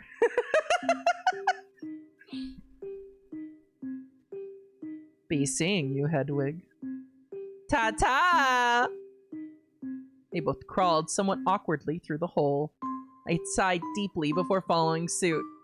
They walked on ahead of me once we were in the cellars. Whoa, gay shit? Hi, Leica, you missed the gayest shit! I shut the cast door behind me and leaned against the barrels to catch my breath. How much of my innocence would I have to sacrifice for this quest the Superior had given me? It had not been that long since I had left my cell, and that time I had lied, stolen, cursed, and struck someone. But now something new and unsettling was in the balance. My reputation.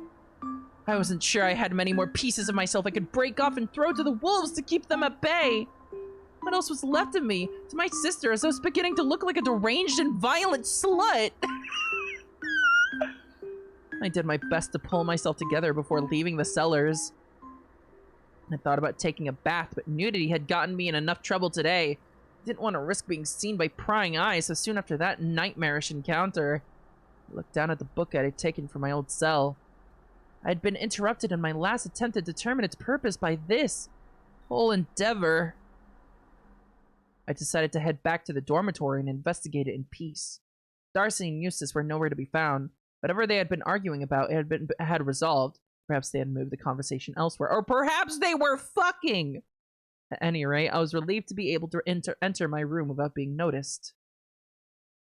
I closed the door and took a seat at the little writing desk situated across from my bed. It wasn't as big or as sturdy as the one in my old cell, but I still felt a sense of comfort spreading in an open book in front of me on the slanted surface. I procured a quill and ink bottle, nowhere near as nice as Moira's, but it'd do, from underneath the bench. I flipped through the pages one more time to confirm the book was truly empty, even propping open my window, well fully clothed, mind you, to hold the pages up to the light, just in case something had been scratched into the pages or some such trickery. Satisfied, I laid the book down again. This empty tome was indeed another question for me to answer, but that investigation would have to wait. While I was curious who had deposited a blank book in my cell, and their reasoning for doing so, I decided to take advantage of the opportunity I had been presented with. Notes. It was well beyond time for me to start taking notes. I could only hold so many mysteries in my head at once. If I had not been handed this book, I dare say the lie I told Catherine and Margaret about stealing a book from my library pile would have become true in a day or two's time anyway. My job was chronicler, I reasoned. This was simply work I could do outside of the library. Where to begin, though? A map? Hastily, I began jotting down a map of the Abbey, as best as I could understand at any rate. I had no eye for scale, and in the process I realized that I had a habit of mixing up my left and my right, more than I cared to admit, not to mention my cardinal directions. Have you noticed that girls play an Etrian Odyssey now? I apologize if it made things difficult for you. I found the process rather entertaining. I could feel myself growing calmer as well. Putting information on the page began to feel like taking it out of my head. This is some Silent Hill music right here. This is some Omega Silent Hill music. Sorry. When I was finished with my little map, I began writing about the sisters. I left the page blank for each, scribbling down a little note or two for each. Then, when I had finished that, I turned to a fresh page and wrote Catherine. This would be my workbook. I felt more motivated to finish this investigation than ever before. The embarrassment of Catherine snooping aside, returning to my cell alone had felt good and correct. It was where I belonged, and the sooner I could put Catherine's murderer to justice, the sooner I could return.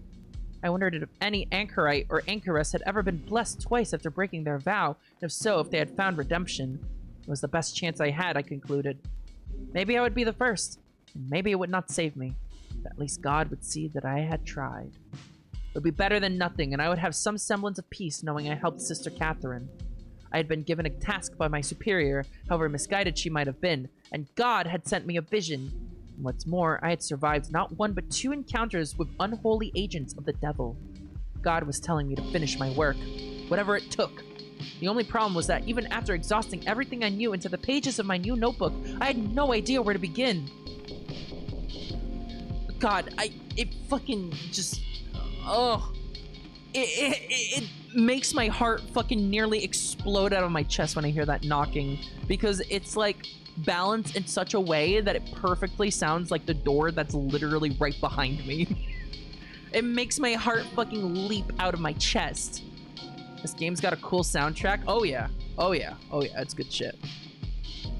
I quickly shut the book and wheeled around looking for a place to hide it. I felt a lot less clever than I did a few minutes prior. Yes?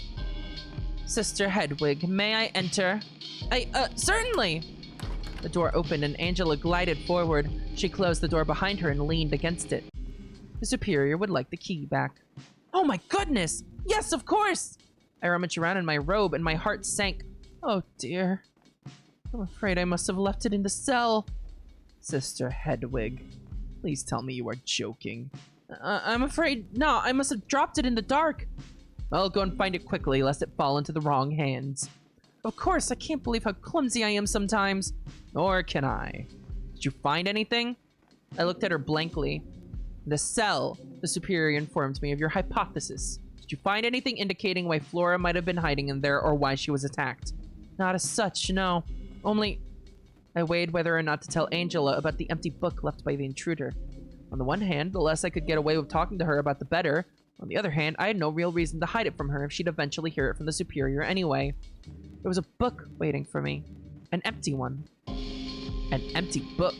Many of those traveled in and out of that cell, I thought. It wasn't one of your blank Bibles? No, a little smaller, and well, it was on the bed. And the superior and I had already visited the cell some time ago, and it wasn't there. Angela arched an eyebrow. I had her intrigued. I decided that there was no real reason for me to hide the detail I had been talking around. Perhaps it might even impress her to know that I was able to think on my feet and avoid detection. I leaned forward, prompting Angela to do the same. To tell you the whole truth, someone else came into the cell while I was looking for clues. I only just managed to hide under the bed. Angela inhaled sharply. Who was it? Did you see them? Only the hem of their robes, I'm afraid. She said nothing. Could have been anyone. That is a pity. I wish you had gotten a good look at them. I was rather occupied. I was making sure they didn't get a good look at me. That is fair, I suppose. Well, we can rule out Flora since she's confined to that wheelbarrow at present. I bristled at Angela's use of we. Could you tell if they were wide? Heavy set? I think I could identify Sister Charity from such an extreme angle, at least. Yes, I suppose we can rule Charity out. And Sister Marta. Why is that? She walks with a cane. Of course. What did you do with this book? Is it still there? I shook my head. No, I took it with me. I was hoping there would be something inside, but it was entirely empty. I'm using it as a log for myself now. Why would you do that? She hissed at me through gritted teeth. I was taken aback. I checked it thoroughly, and I've been in need of something to track my thoughts. Whoever left it there did it for a reason. Presumably, somebody else was meant to discover it. Now it's gone. I felt embarrassed. Angela was completely correct. I loathed admitting it to myself. How stupid was I? I could run it back right now. I was about to go retrieve the key as it was. No, it's far too late for that. You've already written in the book. Yes. Then it would be worse to give it back. She sighed and pinched the bridge of her nose between her thumb and forefinger. We can make this work for us. If this book is key to some conspiracy, whoever is involved will know someone is on their trail when they realize it's missing.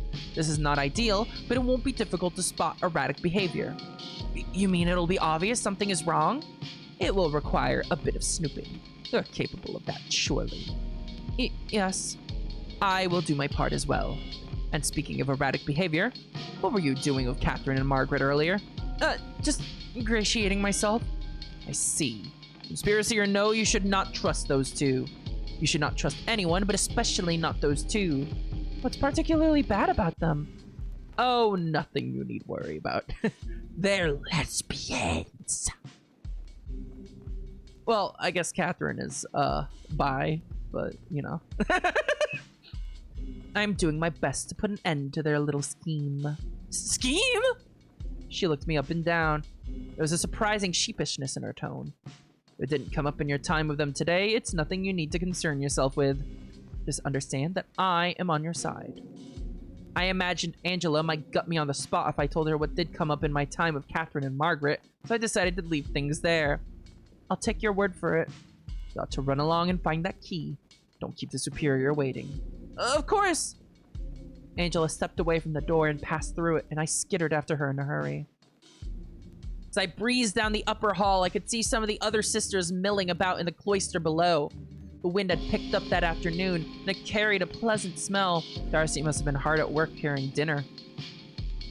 I tracked to the side of the hallway closest to the wall, keen not to catch the attention of anyone below who might happen to look up and see me making my way toward the old cell for the third time in a day. I made it to the dark doorway and tested the door. It gave, unlocked just as I had left it. I slipped inside and checked the bed. No key. I dropped to my hands and knees in an instant in panic, rummaging around underneath the bed. Still, there was no key. I groaned aloud and adjusted myself to reach further back, praying that I'd simply knocked the key into a distant corner when I had hidden myself. Nothing. The cool stone sent shivers up my arm as I fumbled for the key, but I had more important things to worry about at the moment. I scrambled to my feet and paced around the room, hoping to see the key waiting for me somewhere on the floor or on the desk. It was nowhere to be found. I grabbed my cowl and pulled it tight around my head and let out as quiet a howl of frustration as I could. Defeated, I flounced onto the bed. The superior would be furious if I had lost her key. I began to wonder what exactly I would have to do to lose her trust completely. Was there something I could do that would be so stupid, so inept as to prompt her to cut me loose entirely? I began to imagine a life away from the Abbey, cast out for my incompetence. How long would I last? What could I even bring myself to do? Perhaps I'd die in a gutter somewhere, unskilled and hungry. But perhaps I'd be traded around sneering men to be boffed, as Catherine put it. No! Or perhaps I'd try to make a real go of the situation and die slipping off of a gangway on my way to begin a new life. Knowing myself, that seemed most likely. I stewed for a while, no longer thinking about finding the key, instead imagining myself more and more gruesome, sad scenarios in which I might find myself for having lost it. The wind had picked up even more speed all the while. The ominous hum was not helping me think things through. Supper would be soon. With a groan, I lifted myself off of the bed and made for the door. I would have to face Angela and the Superior's anger. No way around that. I just hoped that the Superior would take mercy upon me rather than confirming one of my wild fantasies. The wind really was quite loud. As I began to walk away from my cell, the sound grew louder, reaching a peak that reminded me all too well of the howling sounds I had heard the night I had found Flora. Uh-oh. Uh-oh. Uh-oh. Uh-oh. And then my cloak moved. I stopped in my tracks. I'd barely noticed it, but there was no mistaking that feeling. I'd felt the hem of my robe brush against my stocking at a peculiar angle. I looked down, half expecting to see that accursed cat running between my legs. There was nothing, only the sound of the gale outside. I took a step back and my cloak moved again. I realized that it was a breeze. I frowned. There were no windows in this pitch-black passageway. Then I remembered something that turned my blood cold. That break in the wall that Margaret had shown me. I moved closer to the wall, barely able to make it out in the darkness. I felt around the stone with my fingers for whatever small handle Margaret had used before. Finally, I found it, a small divot in one of the bricks, just deep enough for 2 fingers and angled ever so slightly to provide something to pull. I yanked back, expecting the door to be heavy, and nearly fell onto my back as it swung open. The wind was coming through the passageway at a mighty force. Light danced around the small tunnel as well. A realization finally crept into my mind as I watched the shadows play on the wall. Laura hadn't only been hiding in my cell. She had been spending time between the walls. But why? You know why, a voice inside of my head taunted. That magic circle. Against all better judgment, I slipped into the hidden passageway and began to sidle towards the corner Margaret had led me around. I had no candle this time, but there seemed to be enough light in here to see what I needed to see. If I could just get a second glimpse of the evil carving, perhaps I could identify what Flora had been doing here. My heart ached for her. What could have driven her to seek refuge in such wickedness? I turned the corner and gasped. Huh? The circle was gone. What? The wind whipped my cloak around me, making it difficult to move. The piece of wall that held the carving was gone. Oh God, thank you God, I thought. I could have jumped for joy at the sight, although it brought me no closer to understanding what Flora had wanted with such witchcraft, or who had carved it in the first place. I turned to leave, but a glint of light caught my eye as I moved. I looked down and noticed a small knife. It was held in place by a heavy brick that looked like it had fallen into this tight passage when the wall was destroyed. The blade was dulled, the tip practically rounded, almost as if... Oh, Flora. It had been dragged across stone. I lifted the rock and picked up the knife. I may not have been particularly intelligent, but even I could make the connection between this weathered tool and the crude carving Margaret had shown me.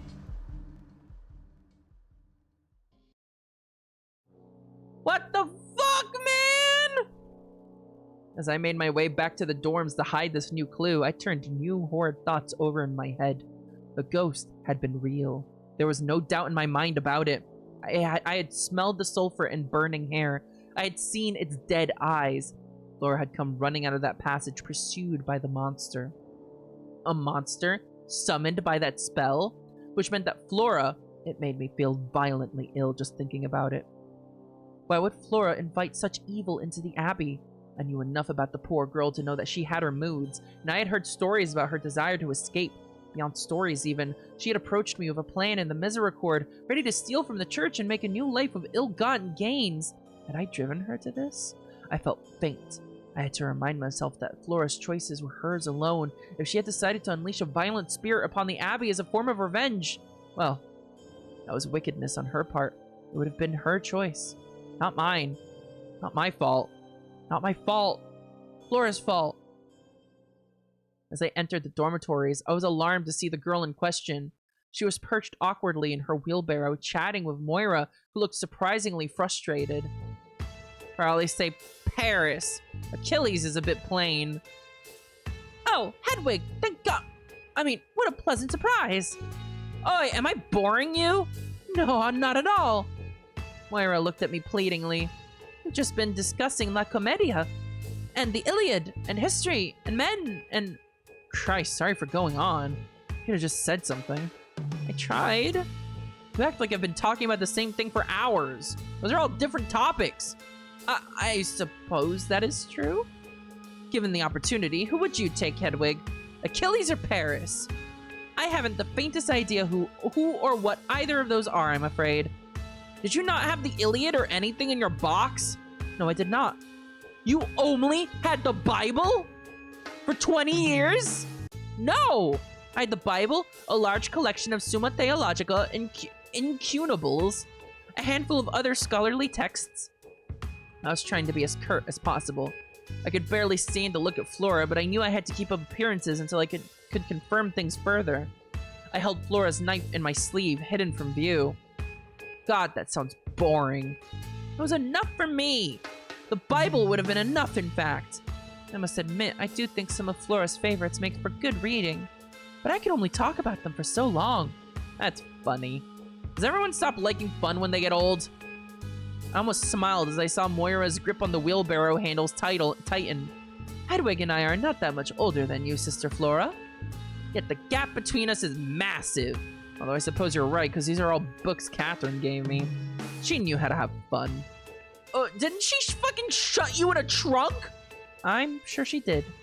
Put me in my room, would you? I could do a quick kip before dinner. Moira obliged before Flora had even finished speaking. She spun the barrow around and into Flora's room. I think Catherine has volunteered to take care of you again next. Really? Excellent. I know she likes comedy. Moira smiled weakly and shut the... Poor Moira! She's being kind of walked all over here. Poor Moira. I'm so glad she's alright. As am I. Forgive me, Sister Moira. I came here with much the same intention as Flora. I really need to relax before supper. I have had a surprisingly long day. Oh, you poor thing. Is something wrong? You look worried. Oh, no, that'd be difficult to explain. I'm a good listener, as Flora can attest. She giggled, rolling her eyes. She walked with me to my dorm door. Yes, actually, come in. I ship it! I'm shipping it right now! Right this fucking second! I am in the process of shipping. I suppose it's too close to dinner for a real nap. I might sleep through the whole thing if I shut my eyes now. I'm the same way. When I sleep, I really sleep. I glanced over my shoulder at Flora's door.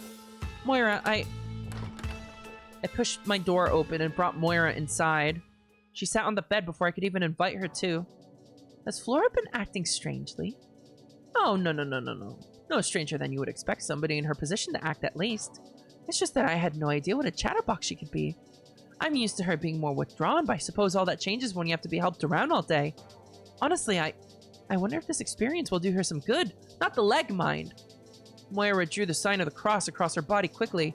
But, you know, being forced to be a bit more sociable. I only hope I can measure up. Today was a bit trying.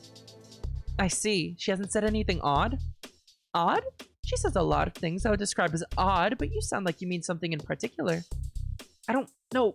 Blasphemous? Unholy? I mean no offense, Hedwig, but I think you might find most things she says disagreeable. She's young and she's bored. Catherine left her an awful lot of strange books. They love talking about morbid tales and sweeping epics. I promise she's not set out to anything outside of the ordinary, though. Other than the sheer volume. I see. What's bothering you? Did she say something when you found her? Not as such. I don't know. Hedwig, what's wrong? I'm not sure I can talk about it. You can tell me anything. I won't blabber. I wish I could believe this, but I was well aware that I was rapidly being forced into positions of trust with far too many people. I wanted to ask Moira more, tell her more, but between Angela and Eustace, I already have too many promises to break. That's nothing. I think I'm just a bit shattered by the whole thing. I am worried about her. We all are.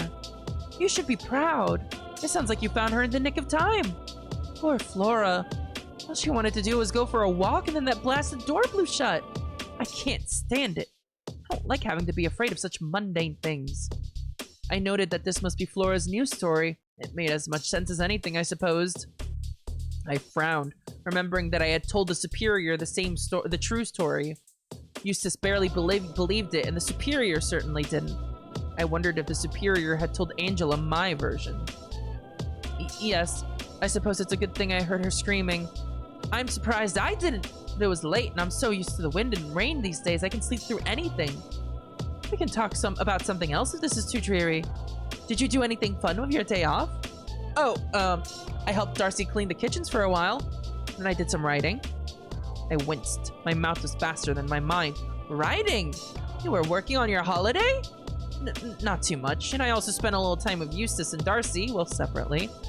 Darcy was working on her brewing and needed some supervision. Moira giggled. I love your capacity for understatement. And then I went fishing with Eustace. Oh, that explains why they were arguing earlier. Were they now? Oh, yes. Don't worry, it happens all the time. Moira leaned forward, a mischievous smile on her lips. They're a regular married couple, you know. Everyone knows! Literally everyone knows! I mean, it's none of my business, really, but they're very close. Oh my god! That's right! They're roommates! They're sister daughters of the Lord! They're fellow daughters of the Lord. They're sisters of the cloth. They're good friends, chat room. I mean, everybody here has a few good friends, but those two are quite good friends. Oh my god. I can't fucking take this, man. It makes it a little awkward when they're fighting. You have to pretend not to notice. What do they fight about? Hedwig, I'm a nice girl. I'm very good at pretending not to notice. If I did notice, I would never share. I see. But between you and me, I do think Eustace can be a bit of a louse. In what sense? Oh, you know, they're both quite close, but Eustace can be a touch flighty. I went fishing with her today. Was that something she and Darcy usually do? I wasn't butting in, was I? Oh, heavens, no. I think Darcy tried fishing once and got the hook caught on her bottom. But I think Eustace tends to forget things she's promised Darcy she would do, or just not do them. Eustace is impulsive. I suppose Darcy can be impulsive too, but she keeps her word. I see. That does make some sense. I haven't the faintest idea what married couples are like, so when you said that... Oh, of course. I apologize. Silly me. It's quite alright. I felt somehow steered towards this next question, but I didn't really have an exit from this topic that wouldn't feel rude, so I asked anyway. Were you ever married? I wasn't particularly interested in knowing, but what else could I say? Me? No. I would have quite liked to have been, but I never found the right man. I was a boy when I was quite young. I thought I might quite like to marry him, but he died and my family moved. It was a sudden thing. It honestly doesn't bother me much thinking back on it. It's one of those little tragedies where you can remember the shape but not the feeling. I was too young to feel much, I think. And then, by the time I was old enough to be truly courted, I was committed to joining an abbey. You felt a strong call to the church? I suppose so. I never had what you might call a religious experience, but when I looked around me and really took stock of the paths available to me in life, the church just seemed very stable. When monks or nuns would come to the village, they came because they wanted to help people. It seemed so free of exhausting politicking. I know absolutely nothing about politics. The idea gives me a headache. Moira laughed. Life's complicated enough as it is, isn't it? My father was very political, or so my mother told me. He disappeared one day and I learned I wouldn't be able to follow in his footsteps. There was no family business to take care of. Aside from my looks, I had nothing to offer a husband. But if I took the veil, I could study up and really make something of myself. So that's what I did. That was, oh goodness, about 9 years ago now. I received word that my father had died the day I left to join the convent. I was sad, but I had seen so little of him, I hardly wept. If anything, it made me feel like I had made the right decision. She looked a little glassy-eyed. I said nothing. Oh dear, I'm so sorry. I didn't mean to bring the mood down so low. Not at all. Thank you for sharing. I'm afraid I don't have any stories like that to tell. I scarcely remember anything before the day I took my original oath. I know that I was born in Trier. Trier? I remember there was a river and that a lot of boats would come through. But my life began in that cell. Anything before that might as well have been the womb. You don't remember your parents? Your mother? Not in the slightest. It really is like nothing mattered until I was here. Anything before that cell door closed behind me, it doesn't feel real. That was somebody else. It all happened to somebody else. Goodness. Am I wrong to feel that way? Absolutely not. I understand exactly what you mean. It sounds liberating to tell you the truth. And, well, it isn't so different from my experience. Both of us left different lives behind. We made a choice to serve something greater because it was the best option we had.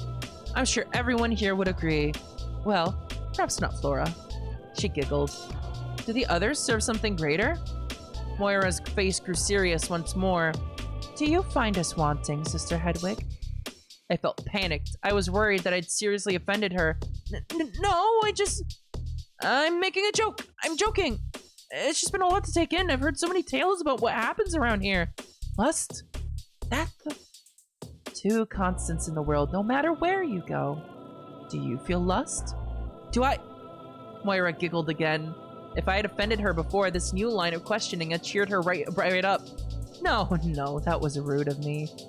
I shouldn't pry. I just wondered because you'd been locked in a little room all by yourself. I know that if I were in that sort of position, I'd feel like a fox in a henhouse the moment I saw other people. God damn, Moira! Fucking hell, Moira! I wouldn't know where to begin. I see your logic, but... No, I am tempted by many sins, but I am free of lust. Well, we could all learn a thing or two from you, because we're just fucking each other left and right here. Is this end of chapter? I think this is a good place to end stream. I did go probably one chapter late. Oh, this is an end of chapter. Never mind.